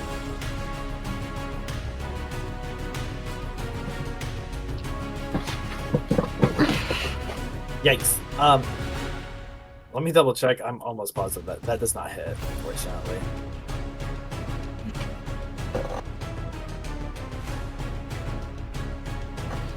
You have a bonus? How much more of movement do I have? You would have it was 15, you have another 15. Would they get an attack of opportunity if I move? They would. I'm gonna stay right there and just be like, hey Marvas, you're doing great. And you are doing great. And with that, it is. Go ahead. She's gonna act all embarrassed. She's gonna act all embarrassed that she missed a shot. It happens to the best of us. It is June's turn. Okay. First off, these guys look undeady. Would June have any experience with these folk at all? Or anything like this? Roll a perception. Okay. Before she goes blasting. He's like, oh, that would be That's not bad. These look like thralls, like vampire thralls, which you know is illegal in the Chattering Isle. Yes. Okay, so cool. This yeah. is weird. That's what I thought. Yes. Okay, cool. Yeah, so June is going to clap her hands together and just rub them together, and she does rainbow sparks kind of start flying from them, and she's gonna pull her hands apart and shoot out a beam, and it's gonna be Chaos Bolt, which is a very weird one. So let me hello, where's my spells? Hello. If you don't know, I don't know. I have to make a ranged spell attack first and foremost, and it's gonna be at, I don't know how to do the pointy clicky thingy, but Just double click. that one. Oh, I guess it didn't work. Did it? No. No. It's gonna be the white rimmed one that's actually. Dude, she's probably gonna aim for. Wait, why can't I grab June? Hello? My VTT is acting really weird. I was trying to move June. She's not. Oh, I'm on the ruler. That's why. Ha ha ha. She's gonna move slightly, and she's gonna try and get better. Try and hit the one that's attacking the halfling girl. Right That's here? the one I want to attack. Yeah. Okay. Yes. Okay, so range spell attack. Oop. To hit him. Oh god, that was bad. The hit, his armor class is 12. So oh, you yay! hit Okay, him. so I have to roll 2d8 to determine what of damage it is. So.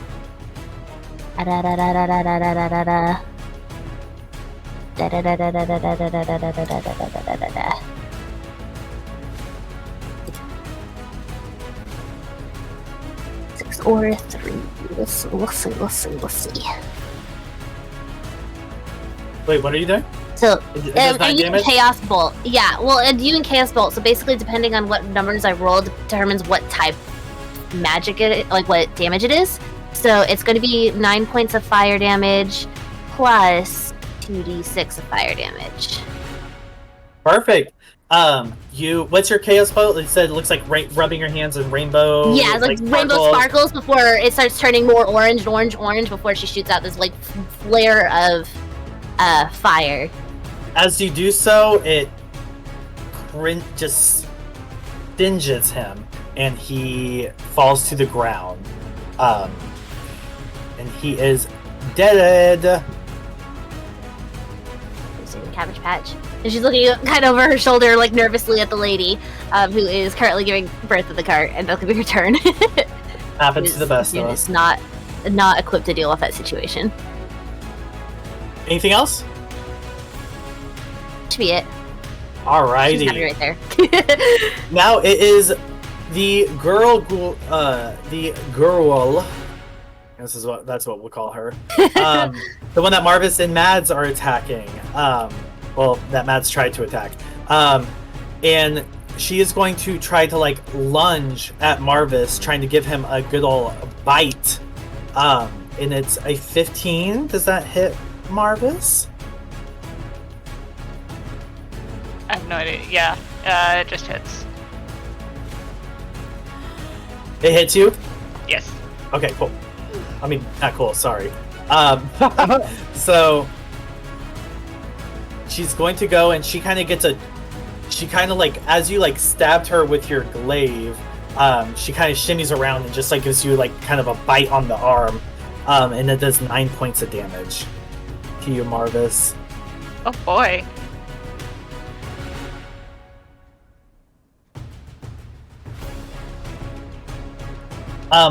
But that is her turn, and now it's Himeros' turn. Himeros' turn.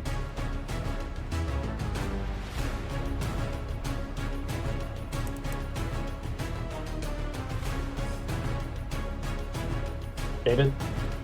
Yes. What was that? Sorry, my turn. It's your turn. Okay. Don't ever disrespect me like that. I'm streaming again.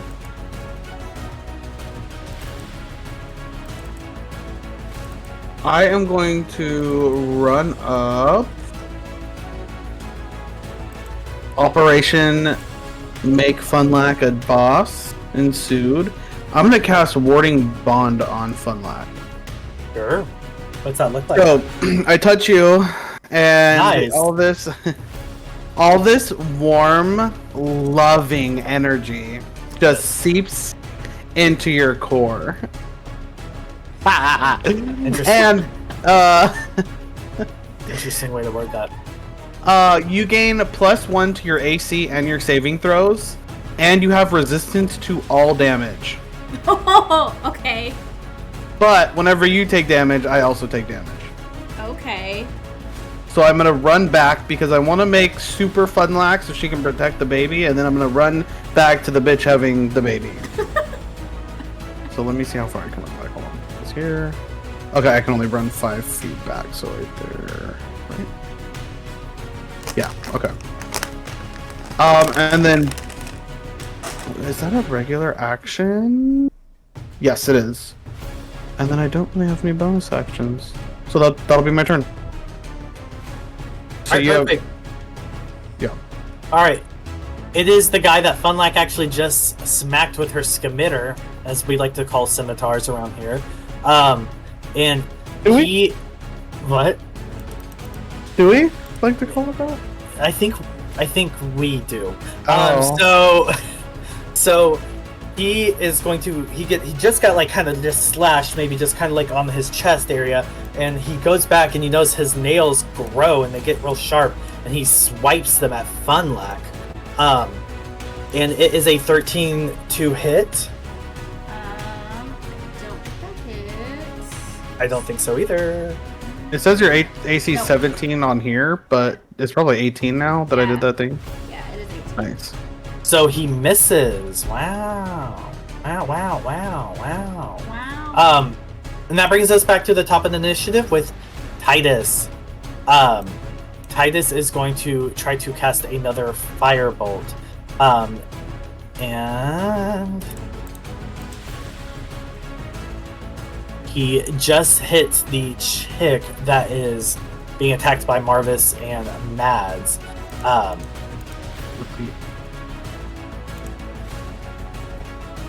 Oh shit. Okay. And so he does the same thing. He's kind of like backing even closer against the cart, but he's still like kind of throwing fireballs. And as he does that, he does another one and he just screams. What does he scream, everyone? We've all played Baldur's Gate. No, Ignis! Oh, Ignis! Ignis! Like we don't hear that spell every fucking 5 seconds in that game. And he does so, and it just engulfs this chick in flames again, and she dies. I flop. Bye. And with that, it is this cleric's turn. And she is going to cast Cure Wounds, but on herself. So that is going to be... And you notice this light comes from her again. And she is... You notice that from her lantern just seems to like kind of just envelop her, and she seems like she is doing a lot better. And she's going to come over here on the other side of Funlack, and she's going to do another bonus action and swing these fucking maces around. And she's going to smack the shit out of this guy. And that is going to be her turn. And Charlotte is going to be making a Constitution saving throw. Jesus Christ. She is screaming. And she looks like she is not doing well. Because there's no one to help her. She's having a baby. Who needs help? Nature. Nature v nurture, right? Or something. Right. Yeah. Yeah. And with that is Marvis's turn. Okay. The blue ghoul is dead, right? There's only Or- 2 left. Okay, cool. The like pink one in front of Funlack. I'm gonna use. What am I gonna do? I'm gonna cast Hexblade's Curse on that, which it's cursed for a minute. I gain a bonus to damage rolls. Any attack of 19 or 20 is counted as a critical, and then when it dies, I get health back. Sounds good. And that is also a bonus action. So I'm also going to hit it with my glaive. I'm going to scoot it a little bit. Yes. I think I have to find my... Where'd my glaive go? There it is. Okay. I lost the big glaive on my back. Apparently. Okay. Is this like a glasses on your forehead kind of thing? Like, where's my glasses? Where's my blade? Or when you're like, where's my phone? And you're like, it's in your hand. 11 does not hit. Well, I cursed him. There you go. I hexed him. He's Curse him. Yes, you. Oh my god. Okay. Now I'm just gonna growl at him. Perfect. So with that, it is Funlack's turn. Okay. So, the guy who tried to swipe me, Mm-hmm. and as I've transformed, I think I've only transformed like my hands. I haven't gone full beast Sure. mode. I'm gonna go ahead Beast and mode. beast mode. I'm just gonna swipe him back. Sounds cute. There you go. What if we swiped at each other in the middle of the Katy forest? So I got +1 to armor class. What else was it? Saving throws, I think. Saving throws? Okay. 16 to hit. 16 to hit is Yeah. hits. Okay. Roll that damage. Okay. That does 6 damage and...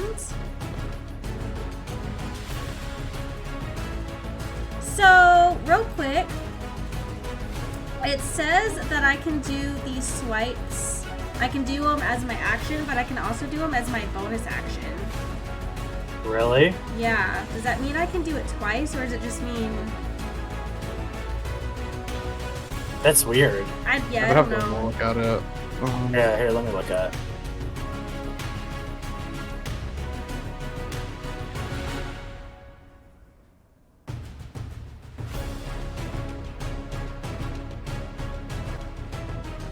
I think they're bonus actions. Because you have to use a bonus action to transform, so I think every round afterwards, so you just get that as an extra bonus action. I Yeah. think that's kind of the whole point of it. Mm-hmm. Okay. Well, that's my bonus action. I don't know why it's an action too. Anyway, so I'm gonna go swipe at him, and then I'll go and I'll hit him with my scythe again Nice. as my action. Okay, Does that make sense? Yeah, it does. 27 to hit. that definitely is. Jesus. Okay, that's a nat 20. I don't think I get anything. Oh, it was? Yeah. Oh, cool. Roll that damage, That's my BB. VCC being so dumb. I don't think I get anything extra right now, but...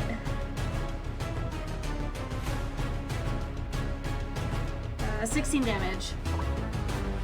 16? Yeah. Holy shit.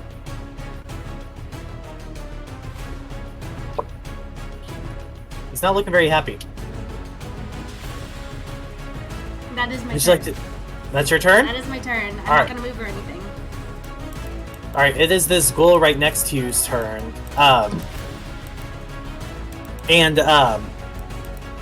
As Charlotte is giving birth, so to say, this spawn, you notice, like, as it tried to attack Funlack earlier, just sort of perks up and, like, looks right over at Charlotte and just beelines for her.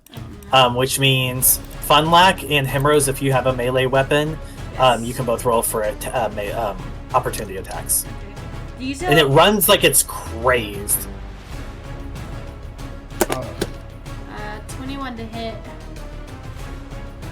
21 9 hits. to hit. 9 does not.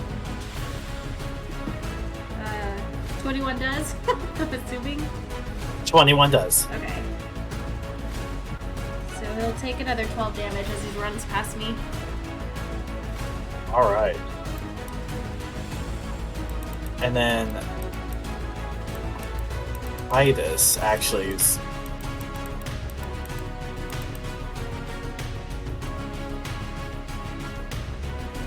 Alright.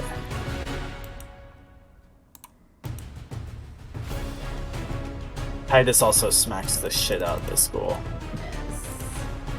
Yes. Because he picks up, like, he draws his sword and, like, sees it coming, and he slashes the shit out of it. And it doesn't look very good. Like, it looks like it's pretty rough. And it is going to...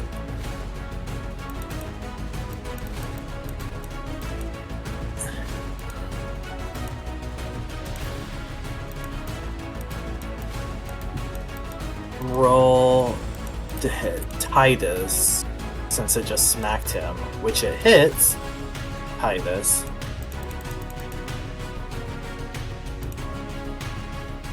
And Titus looks like he is in rough shape as it like swung its claws at Titus. So Titus looks bad. With that, it is Mad's turn. Seeing this all go down, Mads is gonna take out her hand axe and chuck it at this ghoul's head. Which one? A ghoul that just attacked Titus. Okay, cool. Well, that's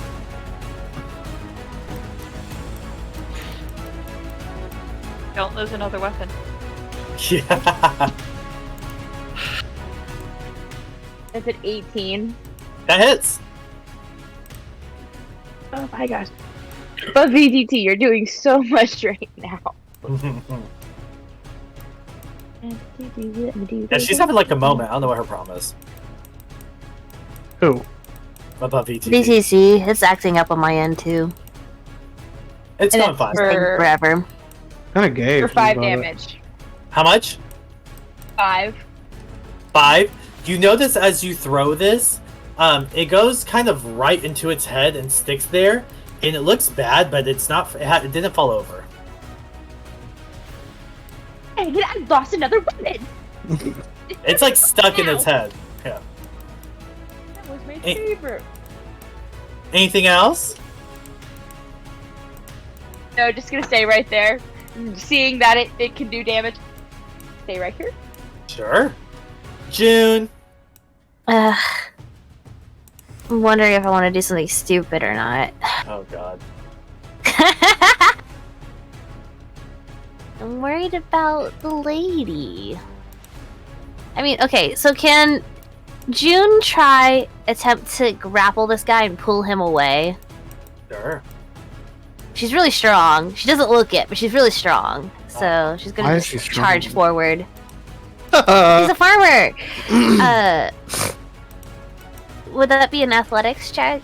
Or... Like a grapple? I think that's Yeah. athletics. Yeah. Okay. And he has to I don't know roll how a you rule it. saving, right? Yes, I rolled a natural 20 for a 24. Oh, then let's I've just- always done contested rolls, like whether like the person who's grappling it does athletics, and then who the person who's being grappled can do Dex. athletics or acrobatics. Yeah. Mhm. You win. He's grappled. Yay! Yeah, and she's gonna just start dragging him away. That's just gonna be. She's gonna use like her whole movement to try and get, or I guess half her movement probably, because she's dragging him far away as possible, just like this direction ish, just into Sure. the trees away from her and him. Or Rose. Okay. Yeah. Anything else? Nope, that's it. For right now, at least. She was worried that she was gonna hit one of them with her spells, so she's dragging him away for now. All right. Excuse me.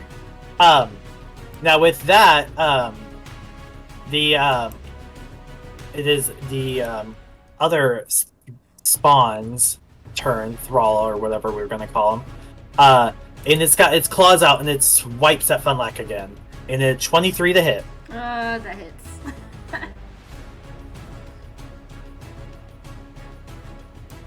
All right. That does 10 damage. So 5, only 5 to you. Oh, you take some too, right? Yeah, I take 5 damage too. All right. And since it hit you, it's also going to try to bite you now, Okay. like clawed at you, and now it's gonna like lunge its mouth at you. Nice. Do it. 24 to hit. That hits. All right. So it's going to do 7 damage. Plus, do you have resistance to necrotic because your curse is at all, or no? Is that not a blood hunter thing? He has resistance to everything. Yeah. Okay. So resistance means you'll take half of this, correct? Yes. Mhm. So you take 6 damage in addition to. So then I 7. also take 6 damage. Okay, so 7 plus 6. Mm-hmm. Plus the 10. Was it 7? Was that the full damage? 7 is the piercing bite. The 6 is the necrotic that comes with it, Or so both those. which is half. halves? No. I don't know about the other ones. Like I don't know about the claws or the bite, but I already have the necrotic damage. But I don't know if you have those damages as well with this bond. Yeah, you did it right. You're good. Okay. So 10, 7, 6. So 5, 7, 6. Yes. Okay. Yes, that is correct. Mm-hmm. Oh, because y'all split the first one? Yeah. Okay, that makes That's sense. why I was asking, were Okay. the other two supposed to be split as well? I guess not. I guess it's just that first hit. Oh wait, no. All damage is split. So y'all both take 5. You both take, let's see, 5, 5, 6. Got it. Wait, no. 5. Just tell me the whole damage and it's half that every time. Yeah. So 21, 28 total damage. So 28 divided by 2 is 14, so we will take 14 damage. Boom. There you go. Okay. Love that. That was Yeah. way easier. Like, girl. All right. We're back at the top of the initiative. I'm going to say Titus is not looking good, but he's going to try to do another Ignis. Did Himeros go? Yeah, I was like, did I? Oh, did you? No. Mm-mm. Himeros wants after June. Oh, then yeah, go. My bad. Okay. I was It's like, the wait. Himeros erasure. It's because Himeros Mm-hmm. was a part of that whole situation. Okay, my bad. You're good. Also, I skipped you. The spawn should not have gone, but my bad. Go ahead. It's fine. Yeah, go ahead. Go ahead. What's wrong with this bitch over here having a baby? She okay? No, she's not doing well at all. She failed her con save. She's doing bad. Does You it take know- a whole action for me to? Oh, It that's would. fine. Okay, that's fine. As a bonus action, I'm gonna cast Shield of Faith on Funlack, so that's another +2 to your AC. Love. My AC is at 20. Nice. Perfect. And then I'm gonna use my action to help her, however she needs to. Sure. Okay. You do that. I don't know I don't know if I need to roll or that just gives her advantage or what, but I'm gonna give her advantage. hot. Anything else? That's it. Okay. So I will go back and Titus screams Ignis, and he annihilates the ghoul that had the axe in his head that June is grappling. So he is dead as hell. And it is little homegirl's turn over here. The halfling. And she is going to do another one of her swing of her little maces. Oh, excuse me. But you notice that it looks like she hit him, but it looks like barely. But she got him at least. We did it. We did it, Joe. And it is Charlotte's turn. Let's see how she's doing with the baby.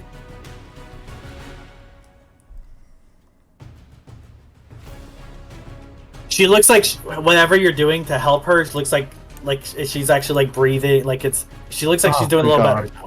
Oh, okay. Thank God. Okay. And it's Marvas' turn. Okay. I'm gonna try to hit the thing with my glaive again. I would love that. See if I'll actually hit it this time. Let's see. There's room for everybody. Let's just say that. Let's just say that. Let's just say that.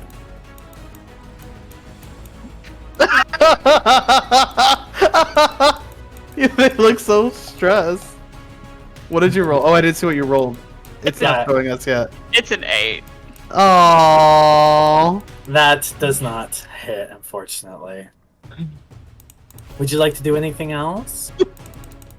He's just gonna like grunt in frustration. I'll move a little to the side though. Okay.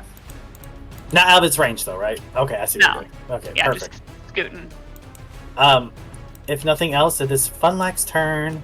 Funlak, your health didn't modify. Oh, I changed it on mine.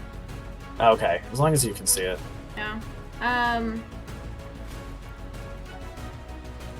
So it's just this one dude, right? Just this one dude yeah, now? Yeah. Okay. Yeah. I think I will just bonus action first, swipe at him with my claws.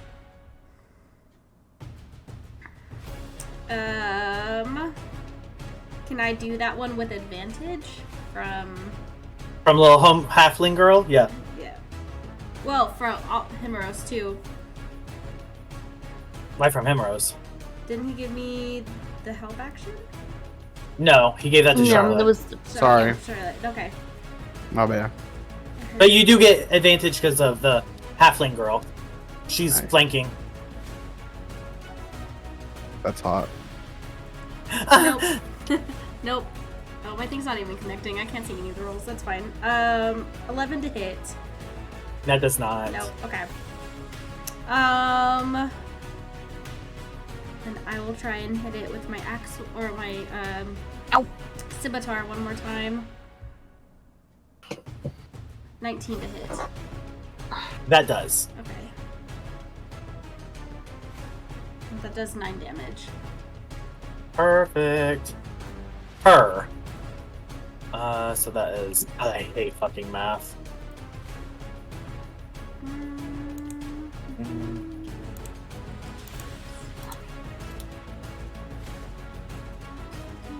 You said how much damage? 9, I think. 9. Okay. It's gone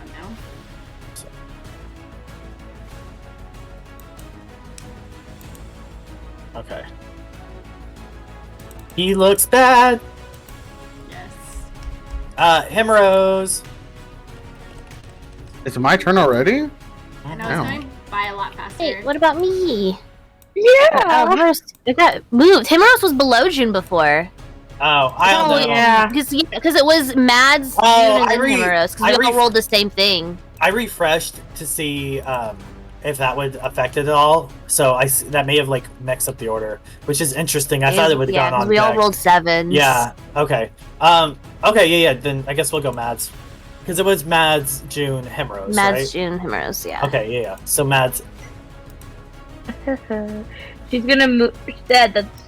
I need to press select. She's gonna move a little bit towards school number pink. School number pink. That's what we're gonna call him. And is going to grab from her pocket, grab her javelin, like bang it on the ground, try and throw it at him. Perfect. Throw the javelin. That's 11. I do not think that hits. It does not. You gotta get up in there with that anchor.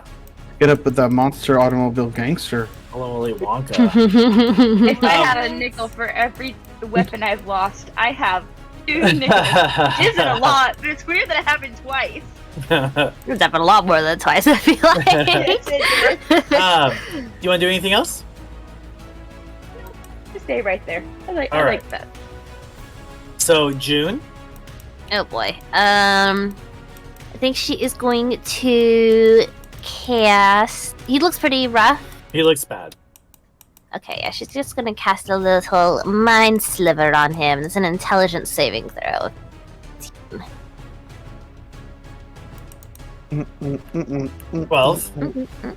That does not succeed. So that is a D6 of psychic damage, and he has to subtract a D4 from his next saving throw it makes. Okay. If that happens, but 2 points of damage, psychic damage. Embarrassing. I mean, good job. Wow, it's a cantrip. It's a cantrip. Alright,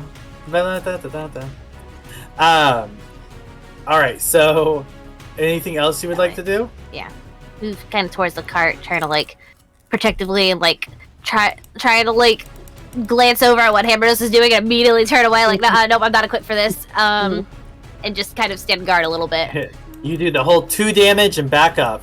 Wow. Alright. Wow. Yeah, but it subtracts how much for from its next saving? A D4. Yeah, it subtracts That's a really D4 good, honestly. from Yeah. his next saving throw. He looks Good job. bad, though. Himeros, it's your turn. Okay, so Sarner. how does she look now? She looks okay. Better, yes. Thanks, Himeros. Imagine she actually spoke like Thanks, Himeros. looking at what's going on, my goal is just to kill this dude off as fast as possible. So I'm gonna cast command on him, and the action I tell him is to grovel at my feet. So he falls prone and then ends his turn. Okay, what's saving? 16 wisdom.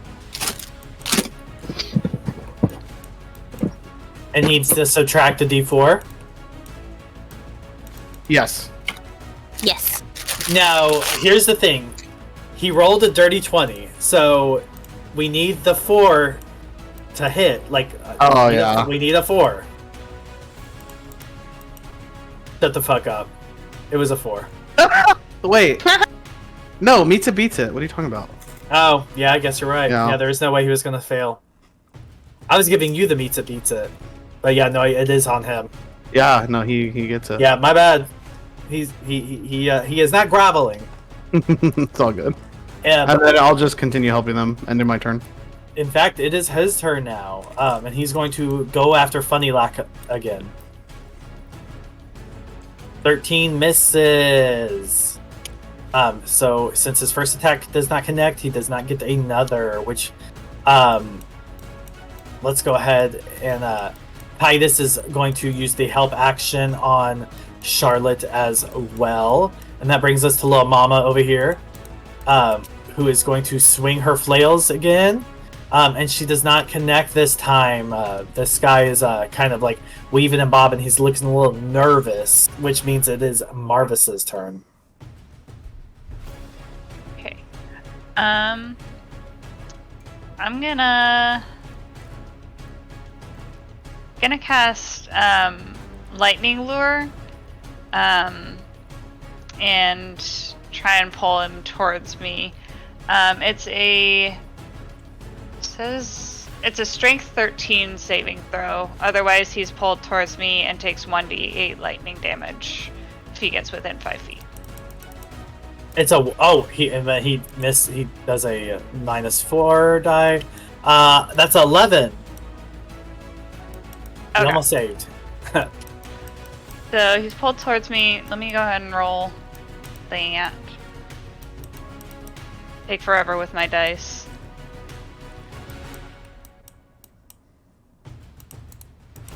That's 8 damage. He is looking fucked up, y'all. Fucked up. Like disgusting. Like there's just blood all over him now. As he just gets shocked. Anything else? No, I think that was shocking enough. Oh, I see what she did there. That is funny. You're so welcome. No, that's it. All right. Charlotte's gonna roll 2 con saves at advantage, and she saves again. She looks like she is breathing very well now. She looks like she's preparing for this. This is her moment. She's had 9 months to get ready for this. I mean, come on. Out of my entire time playing D&D, I don't think a pregnant lady has ever been an encounter. Well, there we go. It's happening. It's actually your turn, Miss Comedian over here. The funny laugh. The funny laugh. Fuck it. We'll just try and hit him again with this scythe, because that's the only thing that's been hitting. 20 to hit. Yes. Yeah, it's not gonna matter. How do you want to do this? Okay. I guess what I'm gonna do is take the scythe and try and fully cleave off his head. So. Well, you can do that. It's done. Bitch, he's gone. He's done. All right. All right. With that, we are out of combat. Alright. Now we're in happy music again. So you have all these spawns around you. Homegirl is giving birth. And as that happens, you notice this halfling runs straight. Like she didn't even speak to any of you. She runs right by all of y'all and runs straight to Charlotte, who is near Himeros and Titus. And she'll look at everyone and she'll be like, the Lady of Fertility will guide me. Please do not worry. Because I was about to pop off. Like, who are you, bitch? And yeah, you can roll a religion check based off what she just said. But she is going to be saying prayers, and she is going to 13. be 13. That's fine. You know, you get the Lady of Fertility is the goddess Godinyu, so you're assuming that she is a cleric of Godinyu, who is the goddess of, like I said, fertility and birth. So, I'm going to cast guidance on her. Yes. So it's going to take probably about, I would say with her, because she knows exactly what she's doing, she probably takes about 30 minutes. And she gives birth to a baby. Not a monster. It's a baby. Huh? Not a Oh my god, gender reveal, because that's so important. We'll burn this whole forest down. Don't threaten Jin with a good time. I was waiting for someone to realize that joke was, and like no one did anything. I was like, oh my god. Oh, that was funny. All right, evens. I just rolled a number. Evens boy, odds girl. What are we doing? What do y'all say? That's so Evens are problematic. girls, because boys are odd. Oh. That's also problematic. Oh my gosh. Oh yeah, woke Tina over here. So you said boys are odd? Yeah. It's a baby boy. Ah. It's a little baby boy. I was about to say something so vile. We had the gender reveal party. In a couple of years, we can have the gender confirmation party. So I need to stop. Okay. all the gender variant people that play this were allowed. So they kind of are talking. Titus and Charlotte are very happy. They are with their baby in this like hay-filled wagon, and the cleric just says, blessings from the lady herself on this amazing day. I will leave you to your new child. Oh my god. So cute. And then I guess Himeros, are you still there? Yeah. She's going to look you up and down and be like, well, this is interesting to say the least, but who am I to deny the deity of love's interference, really? Thank you for your help. Well, yeah, it's my job that gets them together so that you can do your job. Well, I'm glad, and we were just most fortunate to run across each other's paths then. What's your name? My name is Susie. Susie Q. Okay. Oh my. Susie Q. Q. Where are you from? And what are you doing out here? What a wonderful traditional halfling name. Well, I'm actually from I hate Canton. here. Canton. But I've heard of that. yeah, I mean, it is the largest city in the Chattered Isles. Even someone from Oland, I'm sure, is familiar with it.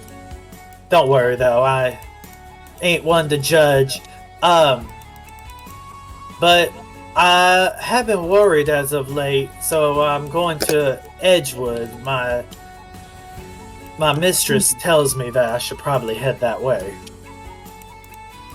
Where's Edgewood at? Would we know where that's at? Where we started. That is where y'all started. Yeah. Underwater. Oh, sweetie, we need to talk. Well then let's talk, but perhaps your compatriots can be involved in the conversation. And we can leave the two to the new baby. And she'll walk back over to where everyone else is at. Yeah, I I was gonna say, while that whole situation probably would have given them some space. Yeah. And probably would have gone to June probably would have gone to Funlack and immediately pointed out told, because I feel like Funlack's the responsible one of the group basically. It would have gone over to her and was so vampires are normal in these parts. These are they're thralls, right? Was They are what thralls. they were? Yeah. These are thralls. These are no good. These are very bad. And she kind of gives a little kick to one of them. These are. It goes against the whole philosophy, I guess. It's hard to explain, but basically this is bad shit. I mean, we saw a fucking cult thing in the cabin before, and now we're seeing fucking thralls, and it's just all kinds of weird blood curse stuff keeps coming up. I mean, you turn into a rabbit because of that, and then now there's vampire thralls, and now there's just cults, and it just seems to be piling up on this little trail. This is this trail's cursed. Well, my curse isn't new. Vampires aren't new, and the blood curse cult is not new. Whatever is bringing them here is new. There's always some mastermind behind whatever. It's not coincidences. It never is. I was trying to get at coincidences. That's the word I was looking for. This seems too big to be coincidence. What we can do, see if they have anything on them, any notes, any things that point of relevant information, because that information is where we're gonna find more clues. Okay. And she's gonna immediately start following in Funlack's lead, kind of dealio. So, and I guess they'll kind of look over the body, see if there's any tattoos, notes, that kind of thing, and then probably start burying or burning the bodies, which I'm sure Kate would let Funlack know, which is better. Sure. Yeah, y'all could, whoever's doing that can roll investigation. Yeah, I was gonna say, if Funlax wants to do with it, can I assist her, just give her advantage? Yeah. Yeah, that's fine. Do that? She's not good at that. And also, would you know, with thralls, bites aren't a big dealio. It's with proper vampires where bites are you're a big deal. Okay. You would be aware. Yeah. By the way, I sent a picture of Susie Q in the log. She's If you so wanna cute. Let me throw click this that. Yeah. I had put her on the screen earlier, but Oh, did you? Okay, did. my bad. Yeah, I can't we remember did. if I put her on or not. She's cute. she is very cute. She's cute. She's cute. She's cute. Alright, 18. She looks good. Okay, 18. Yeah. So you're going through these these people, these thralls, and you notice that a lot of them were wearing very very plain clothing, like the guy that was back at the cabin that we passed earlier. the last one that y'all were fighting has a little bit nicer clothing, not specifically, but as you look, they all have like, you know, kind of bite marks on their necks, like they were turned. But he has like a scarification that looks just like a skull wearing a crown. God, those bitches. Told you these are bad news bears. Well, 2 dots are connected. Yeah, other than that, they didn't have like weapons really on them or Yeah. anything else. There's no notes, there's no letters. I will say, as y'all are probably doing this, Susie and Himeros's conversation probably is ending and they're walking up. And she'll just, I want to thank y'all again for your assistance. I don't think I could have handled all those thralls myself, but Do you know? I am somewhat grateful to have come across them because thralls aren't legal here in the Chatting Isles, and I'm thinking that this may be the disturbance that my lady was mentioning to me. So, Do you know where they came from? unfortunately, no. I was on my way to Edgewood, and they did just sort of happen upon me out of the woods. But as we know, thralls are cursed. There's something with their blood. Their souls are corrupted. Even by Gardenius standards, they cannot be saved. And my lady, she gave me a message in the night the other evening and told me that there was a disturbance in the Feud Plague, and not a lot of souls have been able to make it there. And I had assumed that maybe since the war had just started, there was too many beings for the Krayog and Asuna clerics to send to the Feud Plague, but I fear if thralls are becoming an issue, that it may go deeper than that. Great.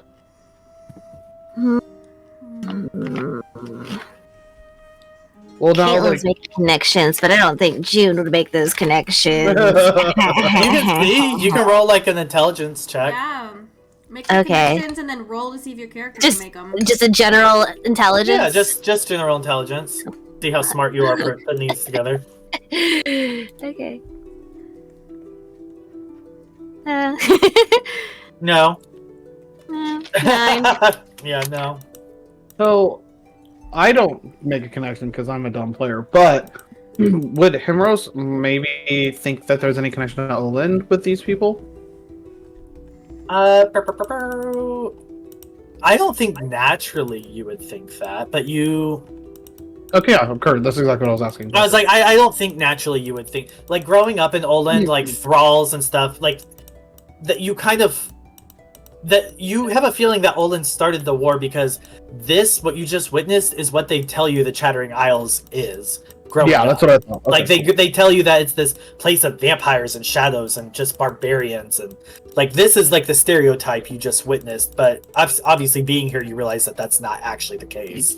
But now it's actually kind of starting to be. it's actually kind of the case right now. But, Way to break the stereotype, Chattering Isles. Do you still have that note that was written in Draconic from the tavern back there? Did I take that back from you? Do you still have it? I think one of us has it. I don't know who has it. And I was the one that found it, and I June gave it to still had Marvas. it. I don't think she probably would have taken. I don't think she would have taken it back. So I'm assuming Marvas still has it. did you say this out loud? Yeah, it was like towards Marvas. Like, do you still have that note that was written in Draconic that we found at that tavern?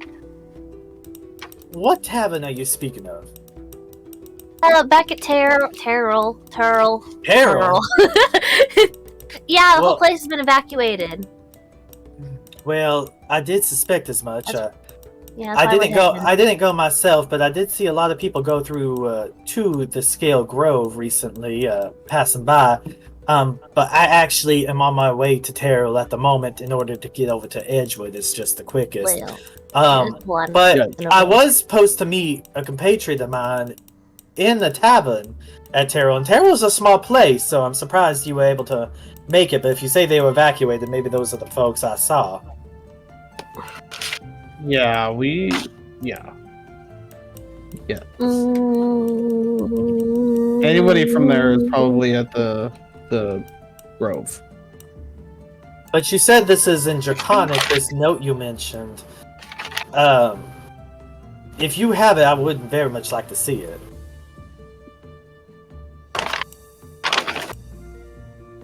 I think out of character, I think Finlek has it. She is our little loot goblin, so Yeah, probably. I'm pretty sure She has all. it. She has all of Scion's stuff that just so never, funny. Yeah, we've never never been sat distributed. down and talked about it. Good. But Max always like, I want to loot the body. Let me It's a loot that zombie. body. Thanks. that buddy? I do have it. I don't know where though. Oh, it's in the lore chat. That's weird. No, I have it. I'm wondering if you are, what you're doing. Yes. If You're giving it to her? Yeah. Okay. She's gonna look it over and read it. So you're getting the feeling she does read Draconic, and she'll just look and be like, "Oh, these were the concerns that I did have, so it makes sense." Could you explain Okay. it to us like we're 3 years old? Your concerns? Well, as you know, there are a few gods that can kind of dictate over death. Freyog, Asuna, Gardeniu, and Penumbra. And Freyog and Asuna specifically reside over a place called the Fugue Plain, which is a place that all souls are sent to, so long as a priest regarding someone of death sends them there. Usually Penumbra priests send the souls that they come across to their own deity, wherever that region or realm may be. And priests like myself usually assist with new souls coming into the world, as you just witnessed, or with spirits who perhaps have overstayed their welcome and need help finding the Fugue Plane a little more difficulty than Krayog and Asuna clerics tend to, provide. But there's been reports that there's been very few souls going into the Fugue Plane, which is concerning. And like I had mentioned, I did just sort of assume that these spirits were just not being able to be sent there because maybe there was a large amount due to the recent war, and just these Krayog and Asuna priests weren't able to make it to these locations in either time, or there's just too many of them to send all at one time. So I was going to go and assist them, but I'm fearing that, again, with the thralls, there may be something bigger at play, because their souls they're not sent anywhere. When a thrall dies due to the blood curse that is inflicted upon them, they do just unfortunately cease to exist. In most cases, that is. So there's several concerns but I have at the moment, but I'm just not sure which one weighs the most, unfortunately. And y'all can all roll a perception check too, as she says that.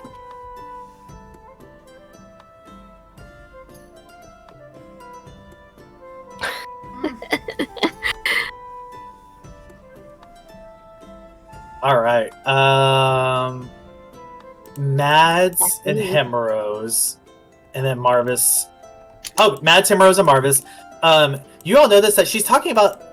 She seems to have a lot of knowledge about these deities. She's clearly like a very devout follower of her goddess. But you notice that unlike Himeros and Marvas, you've known a devout follower of a god as well. She doesn't have any symbolism or like an amulet or anything regarding this goddess that she keeps talking about, which is probably a little odd to y'all. Yeah, I'm gonna call that out. You have so much knowledge on religion, but you don't have any symbols upon you. Well, that is true. I am a very devout follower of Gardeniu, but she's with me always, and frankly, I did have myself a little amulet similar to you and your friend there that seems to follow the moon god, but I gave it recently to someone I had met on my way here, I passed through Mineral Whales not too long ago, and I saw a deep elf, which is just very interesting. You don't see really any of those in these parts. So I thought it may be a sign. You know, they also seemed like to be a devout follower of the moon god.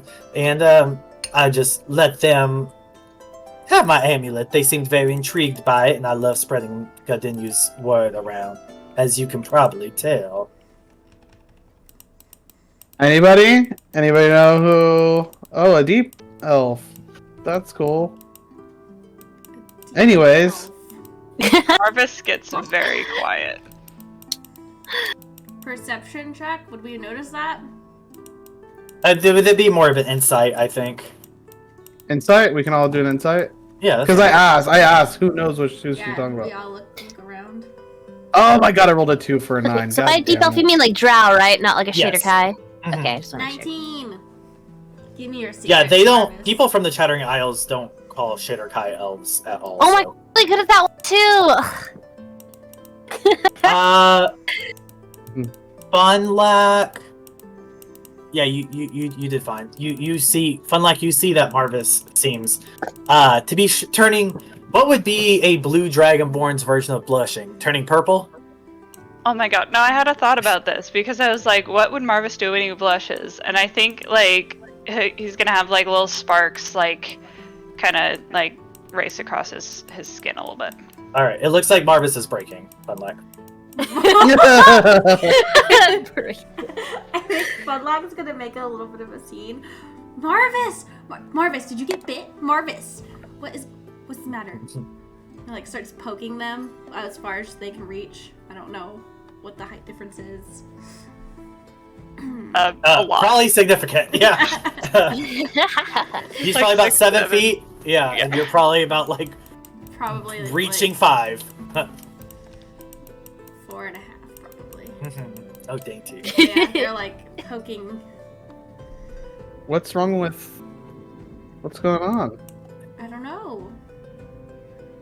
Kind of just, like, steps back a little bit. He's like, I'm good. Just a little winded from the fight, and he kind of, he tucks his pendant into his shirt a little bit. Y'all can all roll perception if you see that. Okay. Jesus Christ.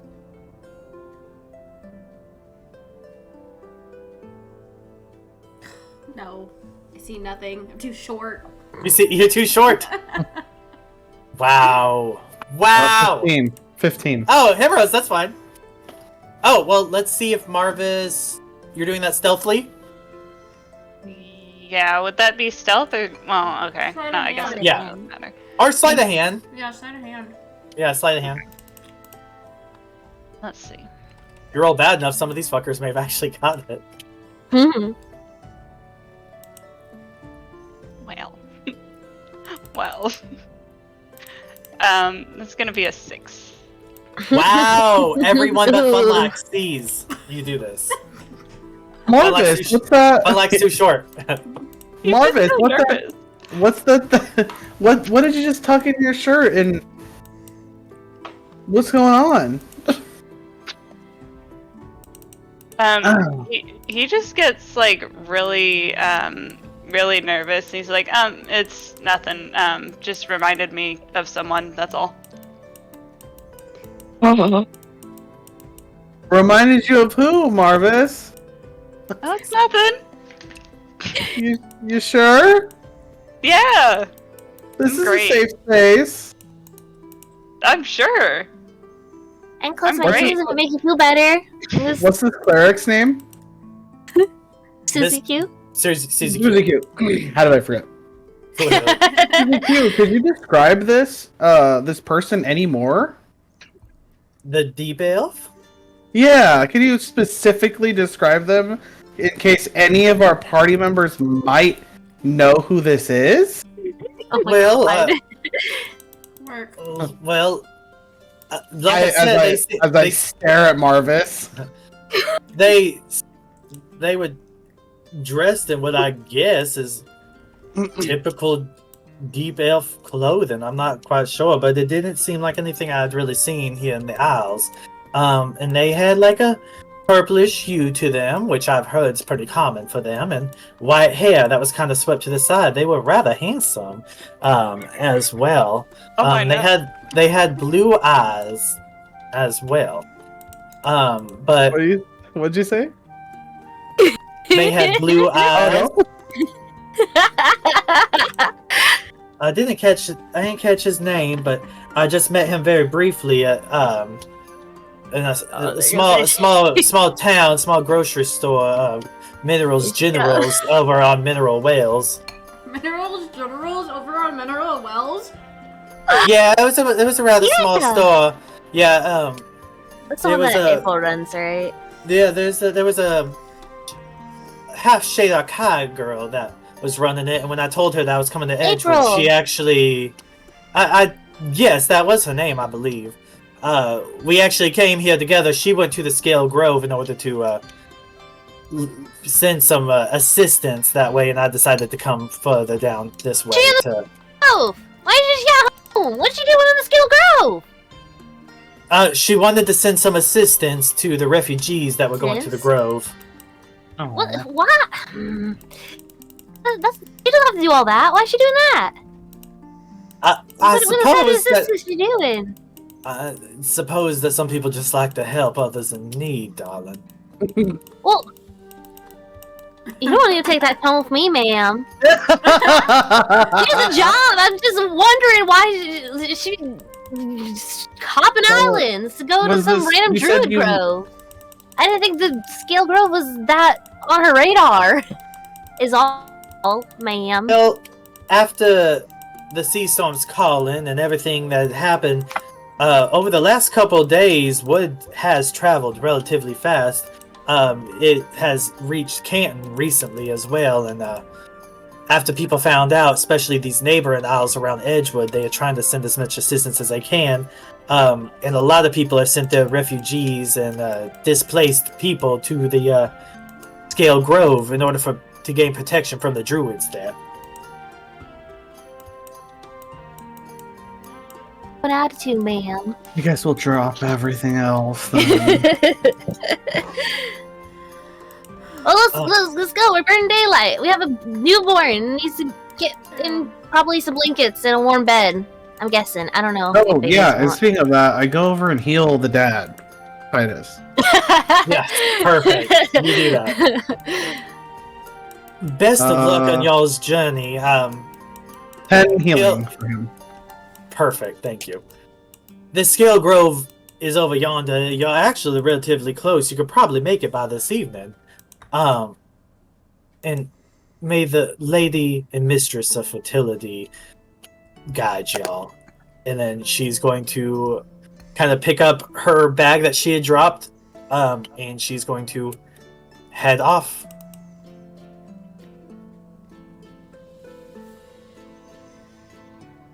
So, if anyone wants to do anything here, or if we're packing up and going on our way, Let's go. we're going There's on our way. girls running around. There's a baby. Before we fully head out, was there anything of significance around here? No, there's a shrine. You can roll a religion check to see what it was. I just wanted to know if there was a reason why there was like a swarm of spawn over here, like if they were coming towards the shrine. Like if there was any rhyme or Also, reason. yeah, and I think we kind of mentioned, but June would have, at Pun having Fun Life finish like scouring the bodies, would have put them in a little pile and and burning them. Oh, and then burn them. Yeah, that works. Yeah. Yeah, you're not really sure what this shrine is. It looks kind of similar to the one in the pagoda, in Terrell. But nothing I really mean, of note. Nothing really of note. Okay, No, that's not it. really. We can move on. All right. So, y'all are making your way after a couple of hours. What? If we're done, thank you. So y'all are heading through Katy trails for a little further, and you make it to a weird archway just sitting in the middle of the forest area here. Oh, pretty neat. That's pretty. Yeah. You notice this archway. Y'all can roll to see what it is. June, you don't have to. You know that this is the entryway to the Scale Grove because you've been here before. Yeah. Oh. Would June like Scale tell us Grove, let's that? go. Oh, okay. And I'll just go after you. So, June, I'm sure you go in first. And Himeros, I guess you're after. So I'm going to explain Himeros what happens to you because June would already be familiar with this. You walk through, so it just looks like an empty archway, and you see June go through it, but it just sort of seems like there's like a ripple, and it looks like she's gone. So as you go through it, but you don't see anything on the other side. It just looks like the rest of the trees and the shrubbery. And as you go through it, you walk through, and you do kind of feel like you did go through something, almost like kind of like a weird wave of water that doesn't make you wet. But you're looking back at where you just walked. Like it's almost like it just turned you completely around. And as you look back, kind of confused, through the archway, you see this.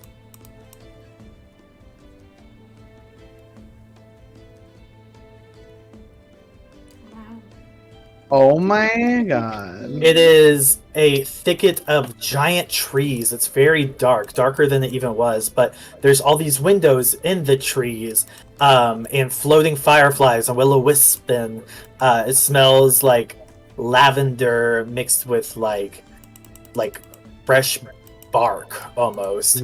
And there's light coming through these windows, just like shining through. And this is the Scale Grove. Oh And- my god. And as you walk through, you see a lizard folk that's dressed in like furs and hides and is holding a spear.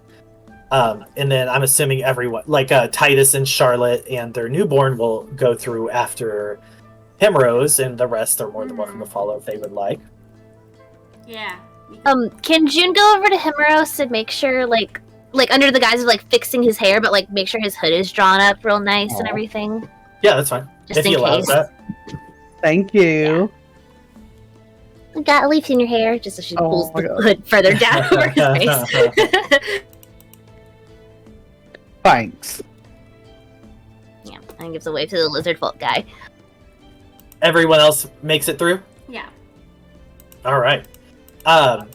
With that, this lizard folk would just be like, all right, well, refugees, you're gonna go down this alley right here, and then you're gonna take a left, and then you're gonna make it to the branch mother's oak herself, in order to get set up, okay? You're gonna need to get Awa's blessing. Now get along. Go, get, come on. Hurry up. We ain't got time for Let's dilly dally. go. We're getting blessed. What about if we're not Let's go. refugees? What if we're Yo. tourists? Well, unfortunately, we only have time for refugees at the moment. We don't have time for visitors or tourists. There's a war going on, and we're involved. Jesus.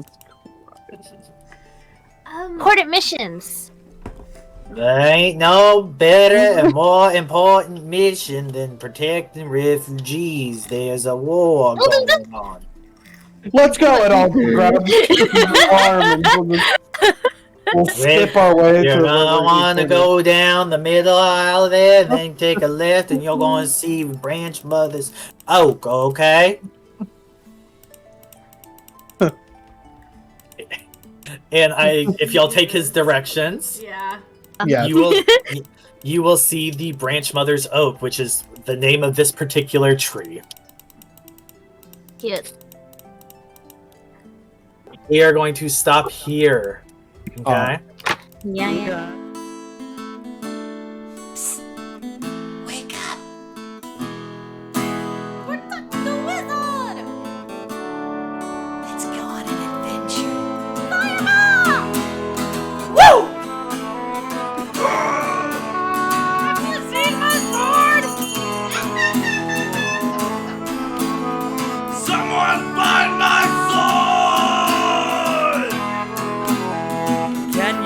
calling, it whispers in the breeze. An ancient sort of siren shivers in the trees. A shanty sung by heroines and heroes lost to time. It promises adventures for those who pay it love.